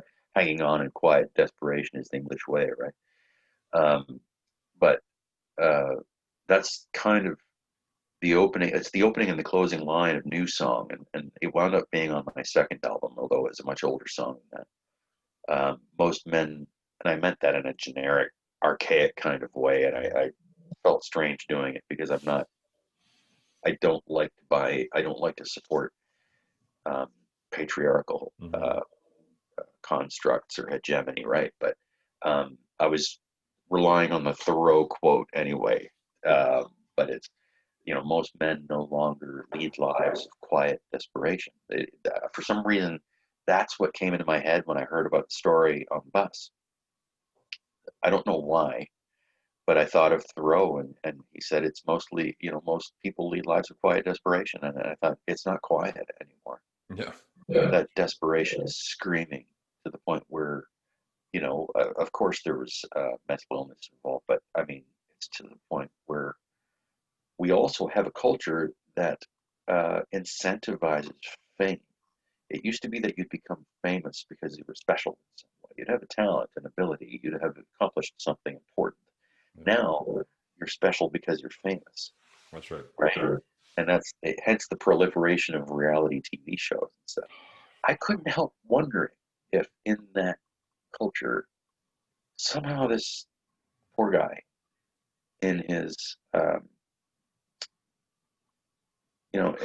suffering with an illness, and there's no question that he did, because he got some treatment and came out of the fog and realized what he had done was absolutely inhuman and didn't want to live anymore. At the time, he thought he was doing the right thing. Yeah. But even in that state, I couldn't help but wonder if there were elements in the culture that encouraged that sort of atrocity. We live in a time, like, look at what we're doing right now. You and I are doing something that would have been impossible. This is going to be on the air at some point. Mm-hmm. We're just sitting here recording this ourselves and making it happen. It's not a situation where SLE or anybody else is beholden to General Electric or any other massive corporation to facilitate this whole thing. There are no gatekeepers anymore. We can all be the stars of our own reality shows, and maybe at some level we all are in our heads in places we don't like to talk about at parties, right?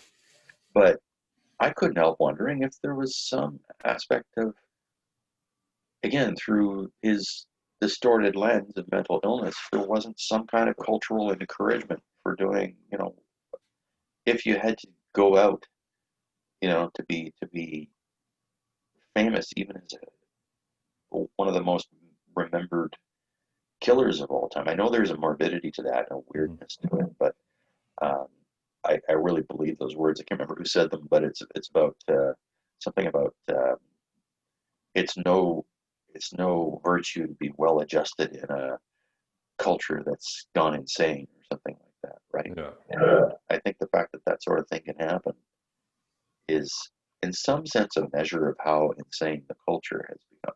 That's right. We sign up for the social media experience, which again has done a lot of great things. It allows us to meet um, and to share and work together in ways more dynamically than we ever could. But it also pits us against each other in strange ways, even through something as seemingly passive and benevolent as self-comparison. There's been all kinds of studies done on social media and how it affects our self-perception, our the extent to which we suffer from anxiety and depression, the extent to which we try to escape from those feelings through substance abuse and other behaviors, solely because even if we don't get involved in political fights with people, even if nobody doxes us on social media or whatever, we're hit round the clock by images of how much nicer everyone else's life seems to be compared to our own, right? And and I think most of us know it's bullshit, right? I mean, like, I'm not the person that I pretend to be at all on Twitter or anywhere else, and I sort of trust with a wink that most other people aren't. Yeah. And that's just what it is to be a human being, right? Like, we have our social persona, and then there's who we really are. But the thing is, it's been taken to warp speed through social media, and which takes me to another song from the Resist album, which is, and again, this other face of resistance is to um, resist being pulled in by cultural forces like that are beyond our control, and some of which are run by interests that actually want to control us very badly, like Zuckerberg and Facebook, and to influence political outcomes, and to so anyway, there's a song called "Face to Face," And the theme of that is, the time not that long ago when we could be social without media, and there are ways in which I think social media has changed the way that we communicate. And it's probably self-evident now. I'm not saying anything that, we don't all know on a personal day-to-day level, which is that people can be assholes on social media Yeah. because we're doing it through the veil of the internet. Hey, you're behind the computer. Yeah. And 9 times in 10, unless we're doing something like this, I don't have to live with the immediate emotional or interpersonal consequences of saying something horrible to you That's right now, disrespecting you or someone you love or something you care about. right. And it's getting easier and easier. And what I've seen, I don't know, I'd be interested to hear what you think about it. Bearing in mind it's getting late, but it's you see the impulsive kind of behavior on social media, which a lot of us spend so much time on. You know, um, if people knew, we'd probably feel embarrassed about how much time we spend on social media. I would anyway.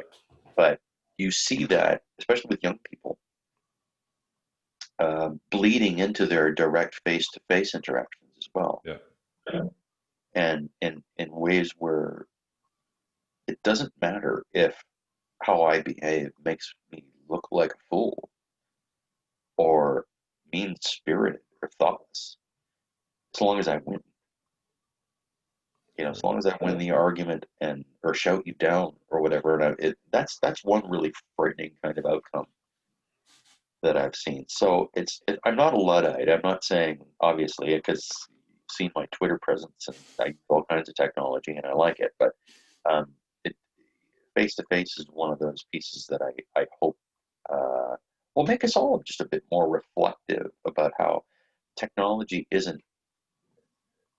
It's not a matter of when we have, say, television invented.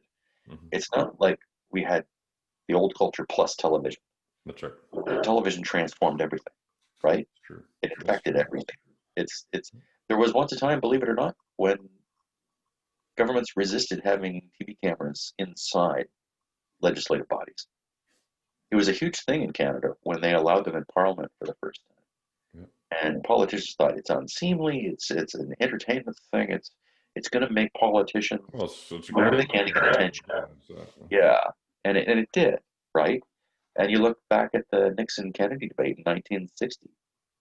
That's the object lesson in how TV changed politics forever. Yeah. Because Kennedy's people understood TV, Nixon Yeah. did, and he lost largely because of image. And now we judge potential leaders as much as on how they appear on Right. TV, if they're telegenic, Yeah. as on their ideas. And it's Yeah. it's, it's a shame. Ugly people used to get elected all the time, you know, but they were capable, hardworking, thoughtful More suited. uh, Yeah. people. Yeah, but so yeah, face to face is another sort of dimension of resistance, if only just to have self. I guess the central theme is having self awareness enough to navigate these all of these forces that kind of are pulling on us in multiple directions Yeah. all the time. But so yeah, you've been so generous with me. I hope I haven't No, this has been fascinating. taken too Absolutely. much of your time. I've really enjoyed it too. I hope that we get to do it more. Well, I don't let's know. talk. I want to do it again Yeah. in December. Oh, that'd be great. Yeah, I would love that. Okay, we'll do it in December. Thank you And very send much. me send me a link when your album's up. Yeah, for sure. Well, I mean, I'll just send you one from Bandcamp. I do that. Sweet. Yeah. I'd love to listen to it. Thank I'd you, love to thank listen. you so much. Yeah, and now that I know that Joe is part of the Dark Matter Will Flow project, I'm going to be listening to it differently now. But it always did capture me. I was telling Jeff Vicario the influences that I could hear and how it actually that music made me feel very nostalgic in a very comforting kind of way. It flashed me back to days of youth and health and glory and all that. That's awesome. Oh yeah. Because well, are we about the same age, or are you a little No, younger? I'm young. I'm 36. You're So 36. super, Okay. not Yeah. Yeah. horribly off. 12 years. Oh, it's Yeah. not that bad. I used to Yeah. make music with a guy that was 60 years old, so it's all good. Wow. Wow. Yeah. He's a That's awesome. virtuoso like you. Oh, that's as far as you can. I couldn't play most of my music, to be honest with you. I sometimes it's like songs are held together with spit and sealing wax and scotch tape, you know, And gum and and all that. and very much editing. And I don't know in all candor if I could play many of them all the way through, to tell you the truth. But that's a Don't very tell them that. no, no. It comes to me from the gods, and I He just only plays it once every that's right. time. And then Yeah. it's gone. It's because you can't It's, remember them. yeah. Yeah. Yeah. So One take all the time. exactly. One take Wallace. They call me. Oh, one take Wallace. I like Yeah. that. So Well, yeah, man, for sure. We'll keep in touch. Like I said, I'd love to have you back. perfect. This was a phenomenal conversation. For me too. Thank you very much. Yeah, I'd love to do it regularly, and Cool. I really do hope that we get to do something artistic together in addition to this. You sent me something and say you want me to do a verse here, or you want me to do spoken word stuff here, or Right on. whatever, and I'll Okay. do it. I'll do it. All right. 100%. All right, man. Yeah, absolutely. It's happening. Like Okay. I never take that lightly. Perfect. Me And neither. I'll do it. yeah, awesome. That's great. Well, tink you so much. Thank you, man. It was a pleasure, Brad, for sure. Thank you. Have a Take care, good man. night. You I'm going to see too. if I can get some more sleep. Yeah, good luck. Take care. Bye Later, bye. man. Bye.